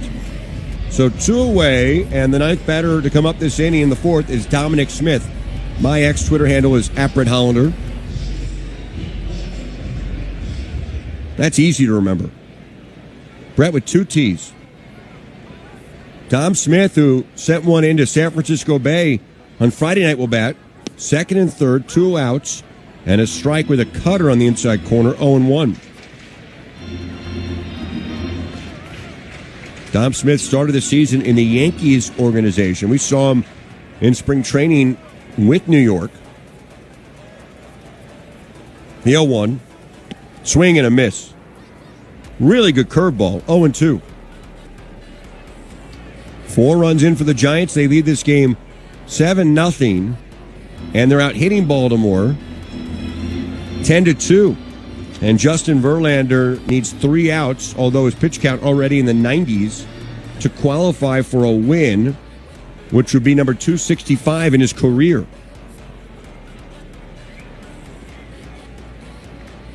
The 0-2. Low roller foul. It remains 0-2.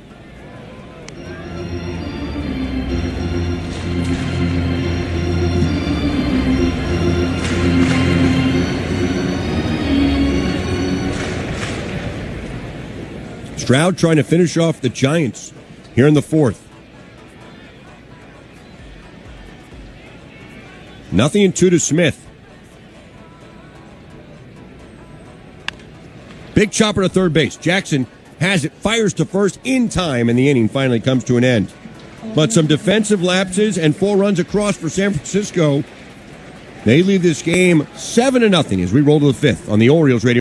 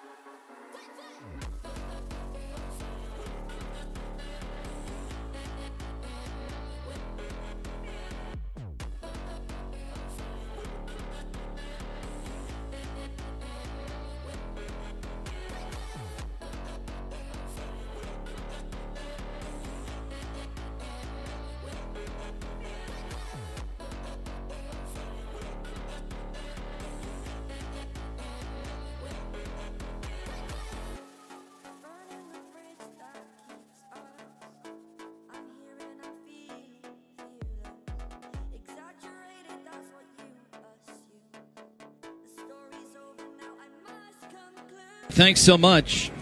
Yeah, some issues defensively really hurt Tomo Sagano today as the wheels kind of came off in the fourth inning with the Giants getting 4. Daniel Johnson in, and the first pitch from Justin Verlander is a called strike, his 95th of the game, 0-1. 7 runs, 10 hits, no errors for San Francisco, 0-2-1 for the Orioles. Here's the kick in the 0-1, and there's a swing and a miss. Daniel Johnson ahead of the Verlander curveball. It's no balls and 2 strikes. Justin Verlander, he has racked up 8 strikeouts, and he's walked 3 batters as well, dealt with some traffic, especially in the first 2 innings, but has managed to get around it each time. Full windup, 0-2 pitch. Curveball, misses way outside. 1 ball and 2 strikes. As Justin Verlander heads behind the mound, roams around for a bit, and gets ready to deliver his next one to Daniel Johnson. The 1-2. Curveball, swinging a foul, and that lands below us. Johnson had his mom here yesterday. He hails from, we said, Vallejo, California, which is about an hour away. But he said he had all kinds of family here and friends here when he was suiting up for the Giants. Another 1-2 coming. Verlander delivers. And that is slapped on the ground out to second base. Big hop for Koss. Throws on to first. And Johnson is retired to begin things here in the top of the fifth inning. Our pal John is checking in with us. Says, happy Labor Day weekend, Jeff and Brett. We're grilling brats, burgers, hot dogs, and corn. And you got an Orioles koozie there that has some kind of beverage in it, John. Hope you and your family are having a great Labor Day weekend. Breaking ball in the dirt to Jackson Holiday, and he checked. According to Paul Clemens, 1-0. At Jeff on the air, at Brett Hollander. Let us know where you might be listening from on this Sunday. Randy checking in. Says, grilling for the family. Looks like he's got some different hot dogs and maybe burgers. The 1-0. Strike at the knees. Count as 1 ball and 1 strike. And it's a beautiful Labor Day weekend here at Oracle Park. Wind blowing, not a cloud to be found. The kick and the 1-1 pitch. Hit in the air, down the left field line and foul. 1 ball and 2 strikes. And then you've got all these different boats and occasionally a schooner and sailboats that are out along San Francisco Bay, which we can see beyond the wall in right field at this beautiful ballpark. 1-2 to Holiday. He takes high. 2 balls and 2 strikes. Ballpark that is one of the best to come to in all of baseball. 2-2. Put in the air, down the left side and foul. So it remains 2 balls and 2 strikes. And there are a lot of features at this ballpark that stick out. You've got, Levi's Landing with the pillars behind, and then right beyond that is McCovey Cove, part of San Francisco Bay. 2-2. Curveball misses high. 3 balls and 2 strikes. And then in left field, you've got this large Coke bottle that's out there, and then there's slides in that Coke bottle. Just a great advertisement. 3-2. Outside ball 4. And Holiday earns a walk. The second time he's gotten a free pass in this game from Justin Verlander. So Verlander, he's sitting at 106 pitches right now. 8 strikeouts, 4 walks, but still no runs allowed. And it's going to bring Jeremiah Jackson up to the plate. And then right next to this Coke bottle, beyond the stands in left field, there is this big baseball glove that's next to it too. Pitch here, strike. Outside corner, 0-1 to Jeremiah Jackson. And it's a ballpark that inspired by Wrigley Field and Fenway Park, but one of the ballparks it's modeled after. The swing and miss on the 0-1 pitch puts Jackson behind 0-2. One of the ballparks it's modeled after is Oriole Park at Camden Yards. 2 strikes the count. Holiday away from first. It's a 7-0 San Francisco lead. As Jeremiah Jackson, twice a strikeout victim, digs back in there on 0-2. The pitch on the way. Down and away. 1 ball and 2 strikes to Jackson, who comes in riding a 10-game hitting streak. Outfield plays deep. Here's the set by Verlander. Pitch number 110 is lifted foul off to the right side. And so it is still a ball and 2 strikes. Don't tell anybody that Justin Verlander is 42 years old.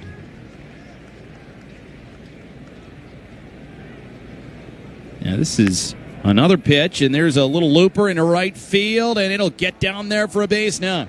Holiday has to stay put, now advances up to second base as it goes off the body of Matos. So 2 on with 1 out. And the Orioles trying to cut into the 7-0 deficit. They've got Gunnar Henderson stepping up to the plate. But for Justin Verlander, he has gone over 100 pitches now 4 different times this month. And the 111, the most he has thrown, as that pitch is low, 1 ball and no strikes. Most number of pitches that he has thrown this year. 1-0 against Gunnar, who has popped out twice in the game. He swings and misses at the 1-0 curveball. 1 ball and 1 strike. It's kind of interesting how long they'll let him go here. You know he wants to stay in and get 2 more outs and qualify for the win. That really matters to him. But there's also health concerns and other things. He is 42 after all. 1-1 offering, up and away, 2 balls and a strike. Although he doesn't strike me as the kind of person that would complain. I think he really wants to stay in. He has a 7-0 lead. There's action in the San Francisco pen. This is going to be interesting. 2-1, the next pitch. Swing and a miss. Throw a slider, 2-2. It's kind of interesting. The Orioles are not on the board, but they've really grinded Verlander.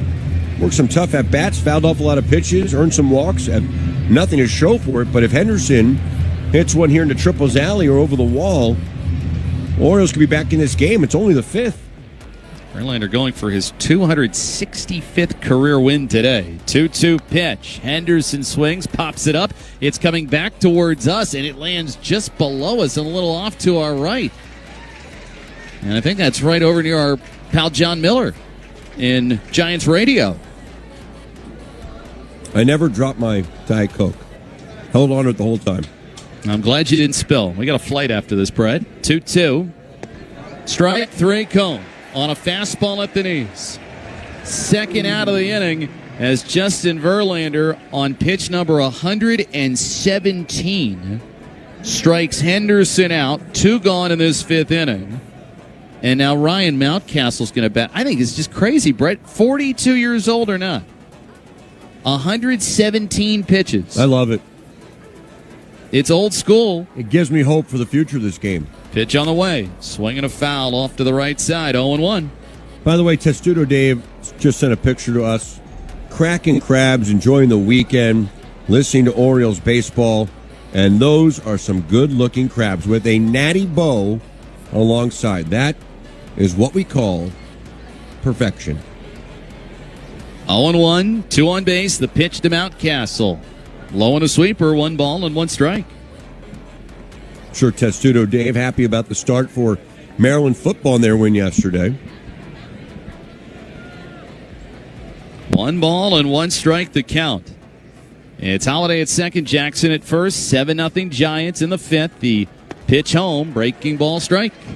Over the inside corner. 1 ball and 2 strikes. I mean, last year, Verlander saw his season really cut into by a pair of injuries. Fans getting behind him here as this next pitch is going to be the 121st of the game. Man, you just don't see this really happen anymore. I mean, the closest thing I think we've seen to this is when Dean Kramer went 7 innings in Houston. 1-2 pitch, swing and a miss. Verlander strikes Mountcastle out on what might be the last pitch that he throws in this game. Over 120 pitches thrown. He gets Henderson and Mountcastle via strikeouts, 10 Ks. Take a hack at guessing which baseball player or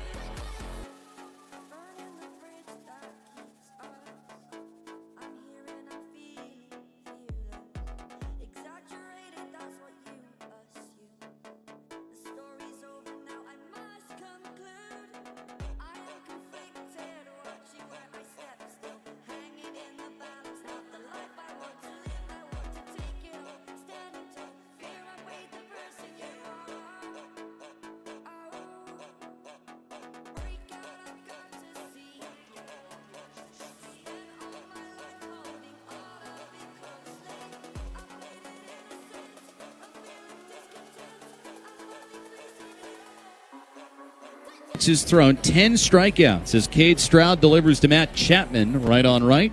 And the pitch is outside. 1 ball and no strikes. A 7-0 San Francisco lead. The 73rd time in Verlander's career he's reached double-digit strikeouts. Here's the kick and the 1-0 from Stroud. Low on a sinker. 2 balls and no strikes. And the first double-digit strikeout game Justin Verlander has registered since 2022 against the Phillies. That's kind of amazing. 2-0. Inside corner for a strike, 2-1. I mean, 2022 is where Verlander found the fountain of youth. Had that incredible season where he had a 1.75 ERA. 2-1. Stroud comes home. Swing and a miss. It's now 2 balls and 2 strikes. I have to give the fans here a ton of credit. They really understood the situation, even though it was only the 5th inning. The pitch count, the fact that he wanted the win, that the team had a 7-0 lead, that he had this longer leash today because of all those things. 2-2. Down. 3 balls, 2 strikes to Chapman. The fans were keenly aware that he was grinding so hard to get the final out in the 5th before he would have to exit this game. I'd love to hear from Bob Melvin after the game. Was that his last batter? 3-2. It's low for ball 4. And Cade Stroud issues a leadoff walk to Chapman, who reached to start off the last inning. And same thing is true here. Giants scored 4 times in the 4th, twice in the 3rd, and then once in the 1st inning. And so the Orioles are into their bullpen after Cade Stroud had to come on the last inning. Tomo Sagano 7 runs on 10 hits and 3 in a third. The line, truthfully, is better than that. The pitch. A strike over the inside corner, 0-1. There was a lot of soft contact. Defense let him down. But now you got to get into your bullpen with, after today, 3 games left before you get an off day. 0-1. Stroud sets. He pitches. Put in the air foul. Right side by Luis Matos. And the count is 0-2. Davey G checking in. Says, I don't have the day off tomorrow. Well, sorry to hear about that. We'll be working ourselves. But I just mixed this margarita to share with y'all. Looks delicious. 0-2 the count. Stroud comes set. Here's a pitch.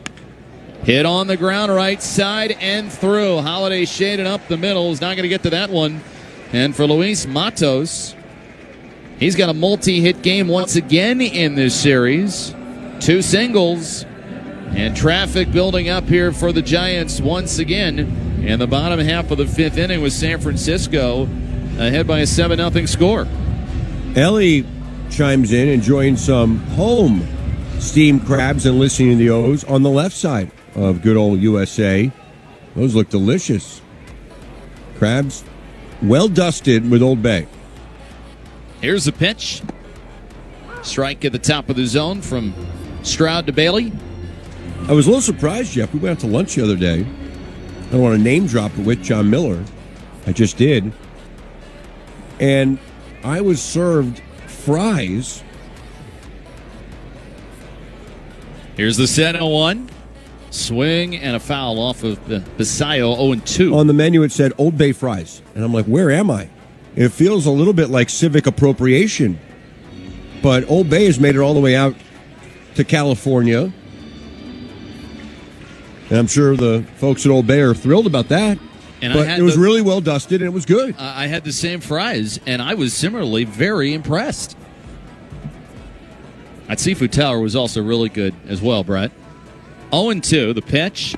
Swing and a miss. Stroud pumps heat right by Bailey. 97 right down the middle. Patrick Bailey is late. It's a strikeout here in the bottom of the 5th inning. 2 men on base as we pause 10 seconds for station ID on the Orioles Radio Network. WBAL.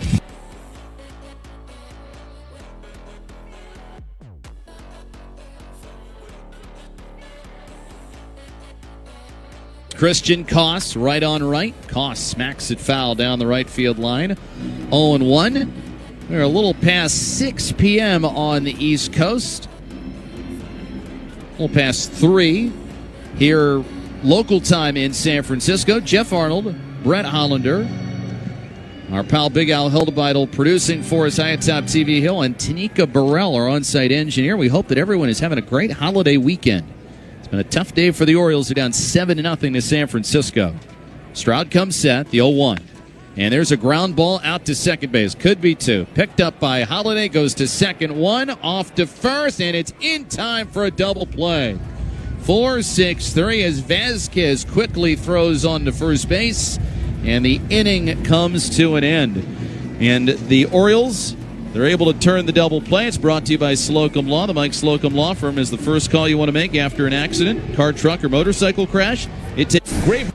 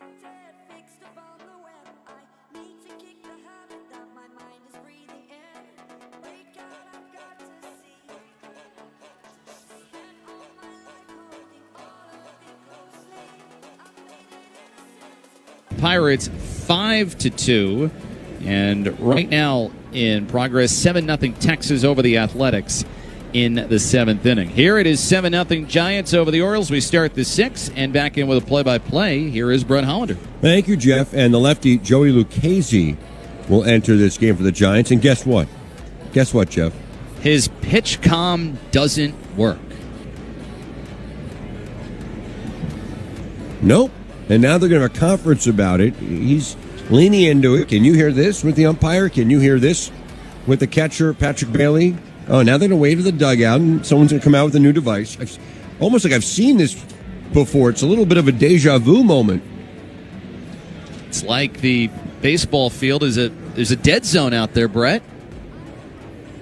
A lot of failures to communicate on both sides. I mean, we've seen this song and dance 3 times in this game, 3-4 times so far.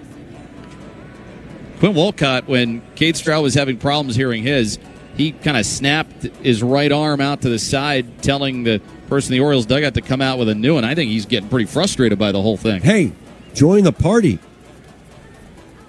Lucchese's pitch, a strike 1 to Cowser. So the lefty on, he has a run of 3 straight left-handed batters. And the day is over for Verlander. 5 innings, 3 hits, no runs allowed, 4 walks, 10 strikeouts. As Cowser takes a strike 0-2. His first double-digit strikeout performance since October of 22. He goes 121 pitches, 81 of those strikes. And that's the most amount of pitches he's thrown in a game, Jeff, since what, 2018? 2018. And he does it at the ripe old age of 42. The 0-2. That's a foul ball off the catcher. It remains 0-2, and he's in line to win career game number 265. That would put him 3 behind Palmer who finished, of course, with 268 and 5 behind Mussina, who finished with 270. Just incredible from Verlander today. The 0-2, Cowser takes a ball, a missed high, a fastball, 1-2. I mean, Brett, I had this thought after he completed the inning. Are we going to ever see a performance like that in a Major League game that you and I do again? I'm not sure.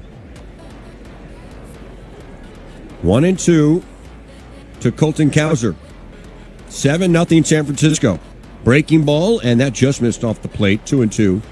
Top of the sixth, the Orioles only have 3 hits, although, again, they've grinded some at-bats. They earned 4 walks. They fouled off a lot of tough pitches, but they have absolutely nothing to show for it.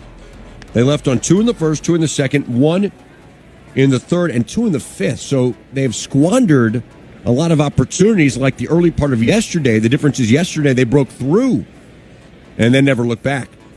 The 2-2. Cowser goes the other way and lifts this into left field. It is deep. Ramos, though, has room out there, and he makes the catch just shy of the warning track for out number 1.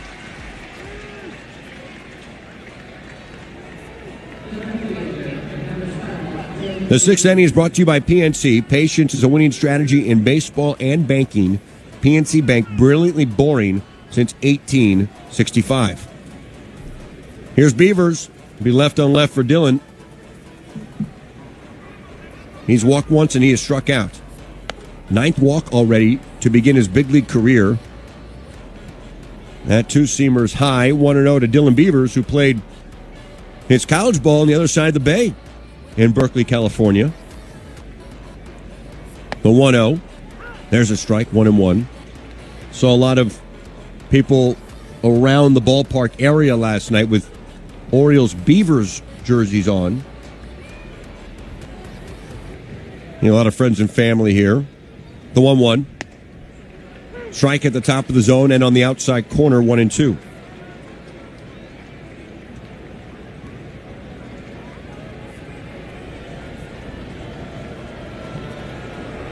One and 2 to Dylan Beavers. Getting on base 43% of the time in his big league career already. And he lifts his foul left side out of play. I mean, that is a small sample size, but it is still impressive. Through his first few weeks in the major leagues, it's just a professional at bat. This is his 14th game in the major leagues. The 1-2 pitch. Good take on a breaking ball down and away, a slow curveball, and it's 2-2.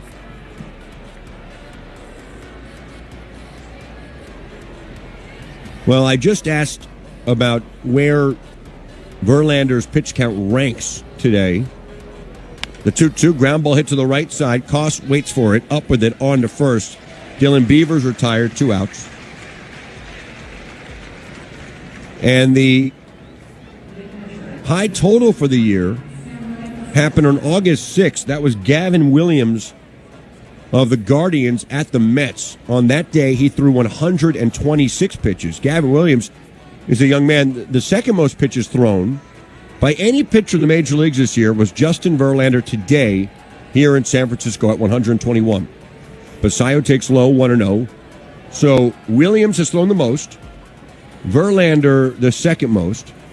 And there's only a handful of pitchers who have even come close to what Verlander did today. Basayo looks at one outside, 2-0. Dean Kramer, he's 6th on the list with 114 on August the 17th. The 2-0. There's a strike. Bottom of the zone, 2-1. But I can tell you on this list, Verlander is the only one a little closer to his AARP card than the rest of them. That's inside for a ball, 3-1.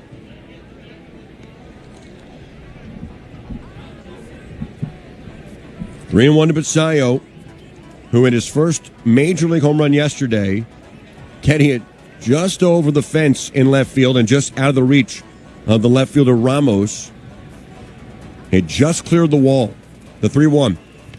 That is ball 4. Basayo earns the walk. He has walked in consecutive games, the third walk of his major league career, and he's a 2-out base runner.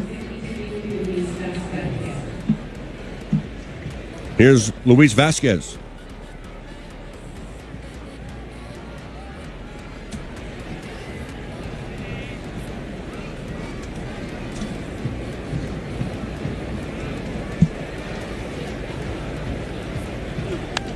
Vasquez hits it foul back of home plate. 0-1. Vasquez singled his first at-bat, struck out his next at-bat, so he's 1 for 2 so far today.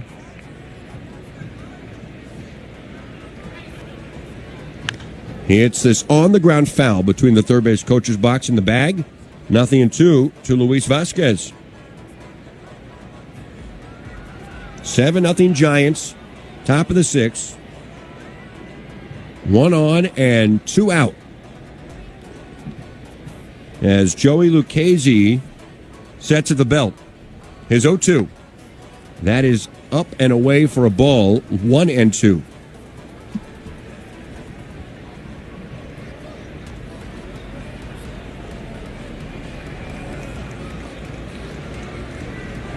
The pitch. Line foul. Against the netting down the line past the Orioles dugout. It remains 1-2 to Luis Vasquez, getting a rare start today. Daniel Johnson is on deck. And then the top of the order.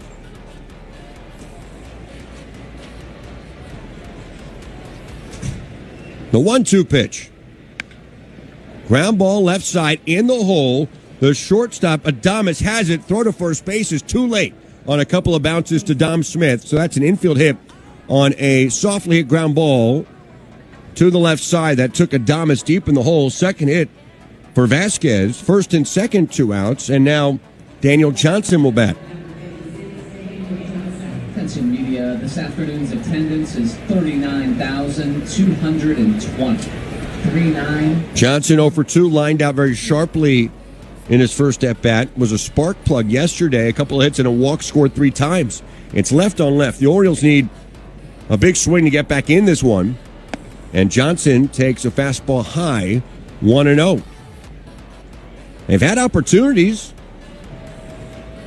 They've left on 7. They've had some chances. They just have been unable to come up with a big hit. Right now, 0 for 6 with runners in scoring position. Big swing by Johnson. He fouls it back behind home plate. 1 ball and 1 strike.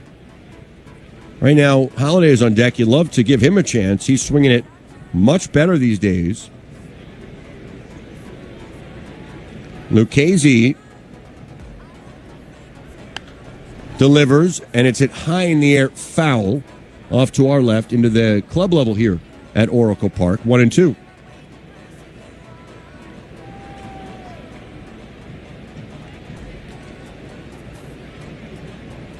"32-year-old Joey Lucchesi from North California. The pitch. It's a pop-up, a jam shot, foul ball, third base side.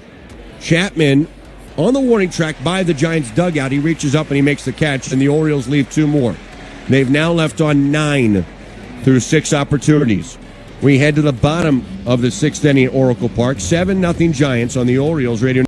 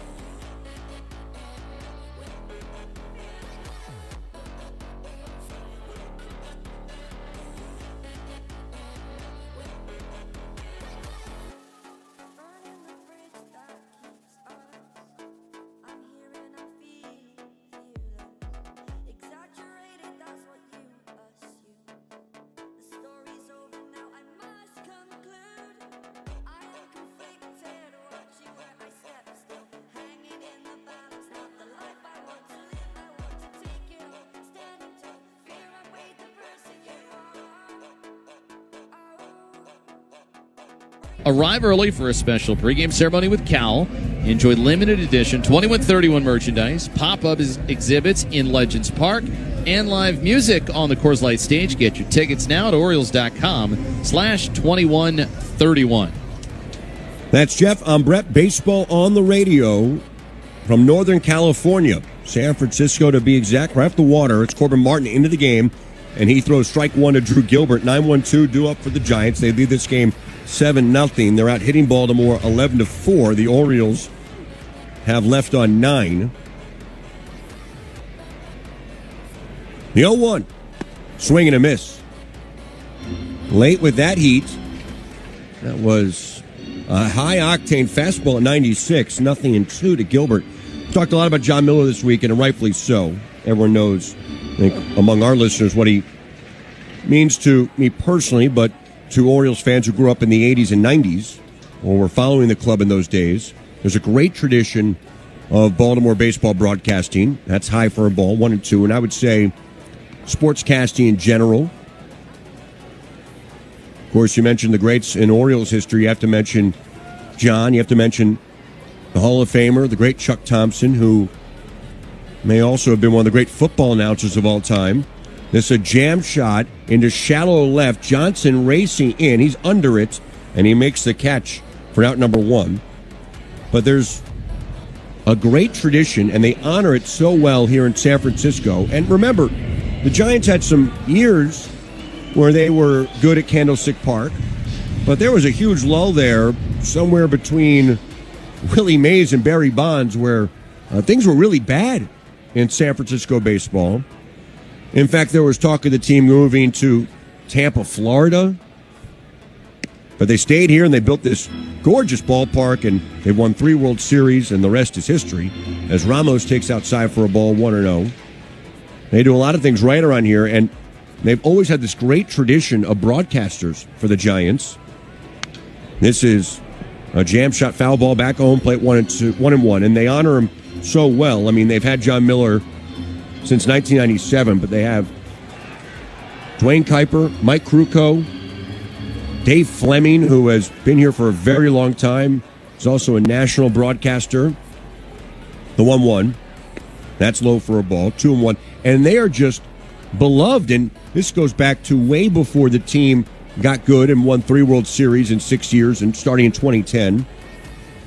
And they really became synonymous with the team. They all share radio and television duties. The 2-1.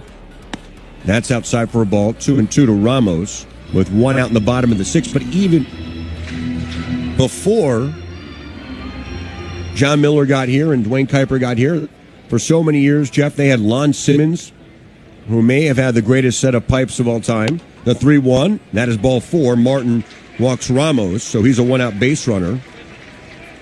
The great Russ Hodges, who came from New York to San Francisco in 1958. Of course, he had one of the most famous calls, if not the most famous call in the history of sportscasting, with the shot heard around the world.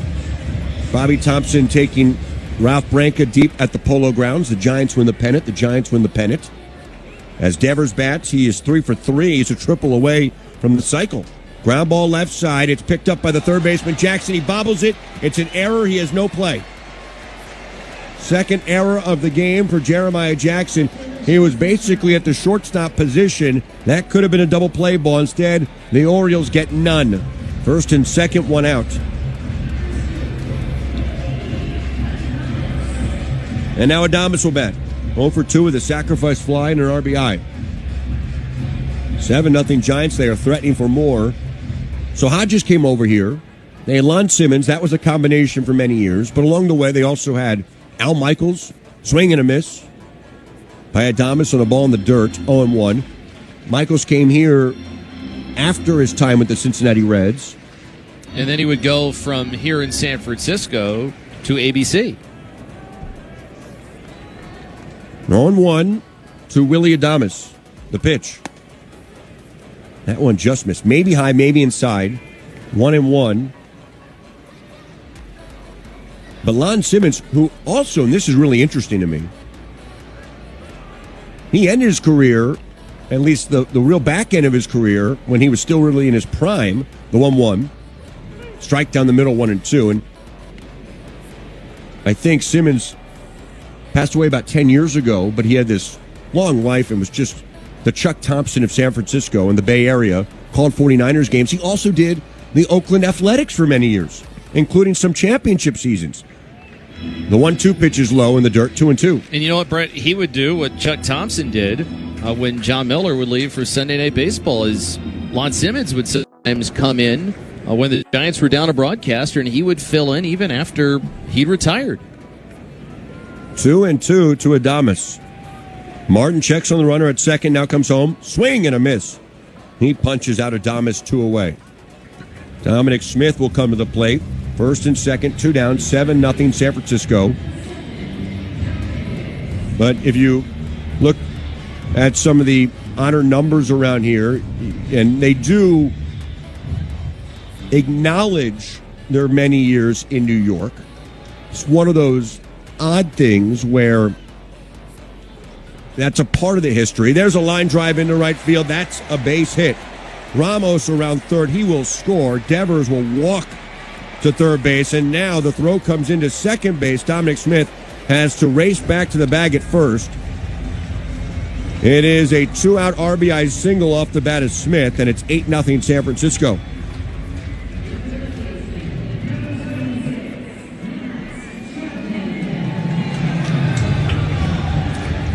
Matt Chapman will bat a run in for the Giants.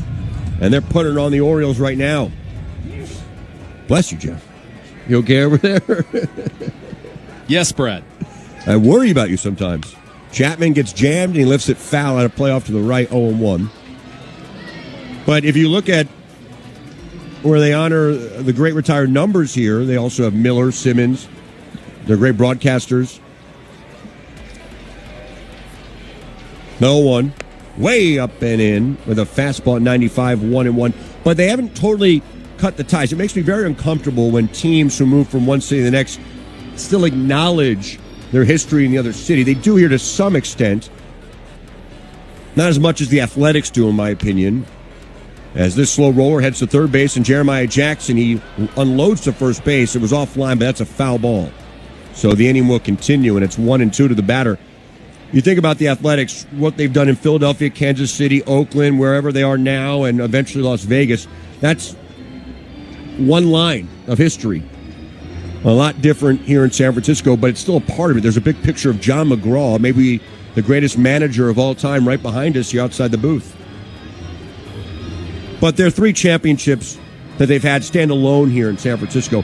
We were talking about John Miller saying to us before the game that you have to be really lucky to be liked in this business. He started in Baltimore in 1983. They won the World Series. You had the Ripken streak and all those great moments. The opening of Camden Yards. Well, he comes to San Francisco. He has all the Barry Bonds drama, the opening of Oracle Park, and 3 world championships. The pitch to Chapman is high for a ball, 2-2. I mean, what stands out, Brett, and the Giants broadcast is one of the best in the business. And the thing that makes them so good is that they're all very close. Despite all being individually so accomplished, they're also all very humble. The 2-2. That's down and away for a ball, 3-2. That's hard to find in this business. Yeah, I think they just come in and they make it fun. And, you know, when you come here, they're these big names kind of in our minds and in a lot of folks in baseball's minds. But they're just all so easygoing and cool. There goes the runner from first with a 3-2 pitch, swing, and a foul ball. Basayo couldn't hold on, and the inning will continue. Yeah, and I think they understand their standing in the baseball community, so they're always so welcoming. We've said that over the years about Tom Hamilton in Cleveland, among others. But they understand their role in this whole thing, and that a lot of people in this business look up to them. The 3-2, there goes the runner again from first. There's a line drive foul. It almost took off the head of Devers at third, who had to hit the deck hard, trying to get out of the way of that thing. Devers remains on the ground, sitting, looking back towards Matt Chapman, saying, "You almost killed me." I mean, Devers just is getting up now, helped out by Matt Williams, the third base coach and former Giants great.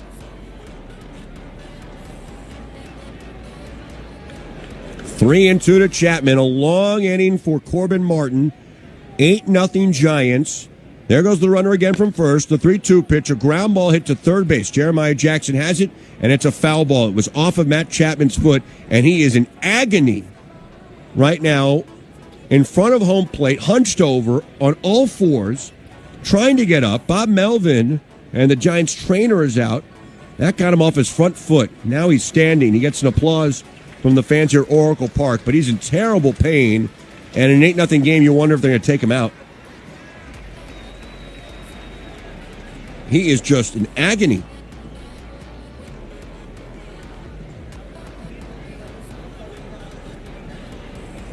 It's first and third, 2 down, and 3-2 to the batter. Chapman is trying to walk it off. The Giants have a run in the bottom of the sixth. They lead this game 8-0. Chapman trying to stay in this game.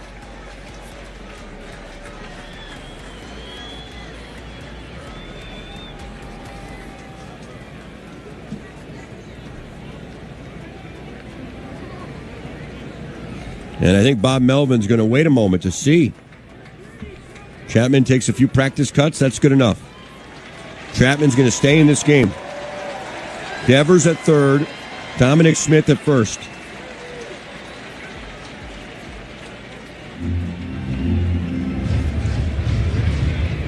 But to what you're saying, what's the great line that we always say around here?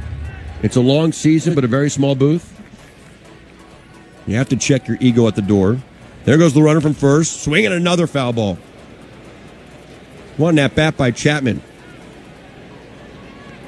I think this will be the 10th pitch forthcoming. And I have this as 5 straight foul balls.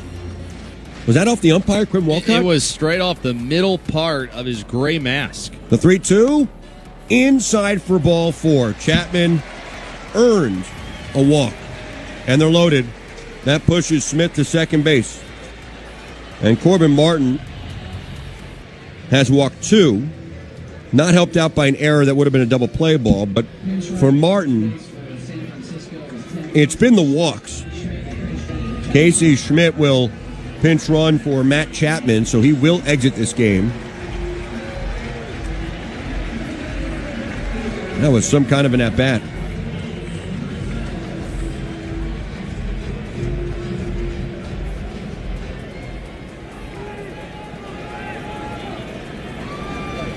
Bases loaded. Now the Giants can really blow this thing open. A strike to Matos, and it's 0-1. For Martin, has good strikeout numbers, but has allowed too many hits and too many walks and too many homers. Rolled foul off the bat of Matos, 0-2.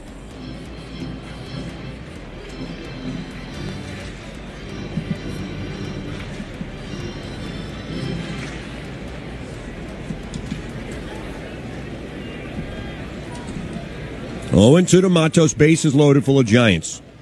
They lead this game 8-0. The pitch. Ground ball hit to shortstop. Vasquez has it, and he boots the ball. And a run will score, and the nightmare will continue.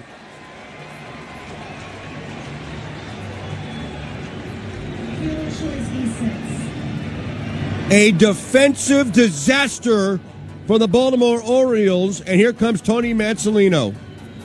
They have given up at least 3 outs in this inning, and that is just really ugly baseball. Pitching change here at the ballpark. 9-0 Giants. And this pitching change is brought to you by the auto loan experts at Point Breeze Credit Union, celebrating 90 years. Great moments.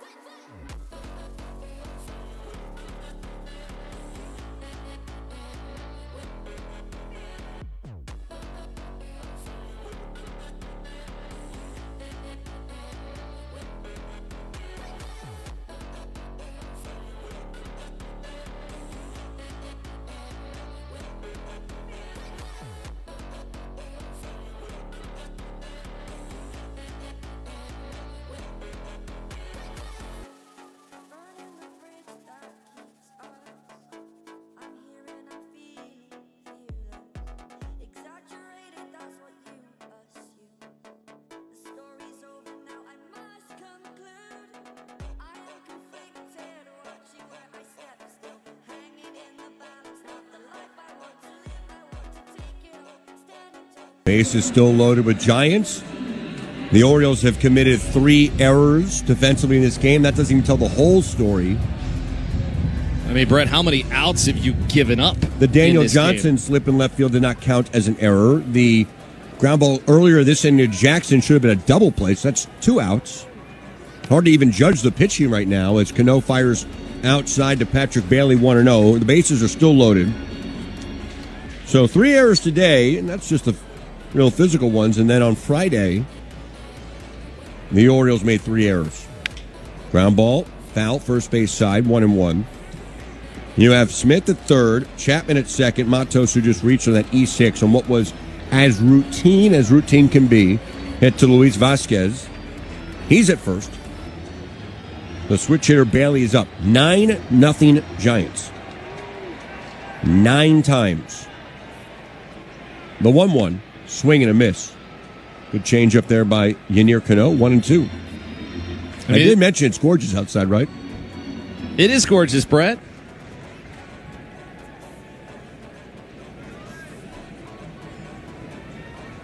The 1-2. That's down and away for a ball, 2-2. You know, John Miller was saying the worst game in Orioles history he called. And it was the game where Cal Ripken had his consecutive innings streak come to an end. Not by his choice either. The 2-2. Lined into right field, just foul. And we'll do it again. Cal Ripken Sr., the manager, I believe in 1987, pulled Cal from a blowout game after the Blue Jays hit 10 home runs against the Orioles, which I believe is still a record. At the time was a record. And I'll put this in the it could be worse category, Jeff. But Ripken did not want to leave the ball game. He had this ridiculous record. Everyone believes it's still the longest inning streak of all time. That pitch is a ball. 3-2 now to Patrick Bailey. And Cano is in danger of walking a run. That would really be the cherry on top here in the bottom of the 6th. But you know who replaced Cal in that game defensively? The 3-2 as the runners go, and that is ball 4, and there's your cherry on top. And that's a 10 spot. 10-0. Cano out of the bullpen walks in a run. Smith scores. Chapman to third base. Matos to second. Bailey gets an RBI on the walk. They're still loaded. 10-0 Giants. 3 in the bottom of the 6th for San Francisco. Do you know who replaced Cal to end that inning streak? And John Miller told us before the game he didn't even want to do it. This is hit foul above the Orioles dugout very sharply by Christian Koss, 0-1. Enlighten me, Brad. Ron Washington. And he put up a big fight about it. He said he didn't want to do it. Cal didn't want to do it.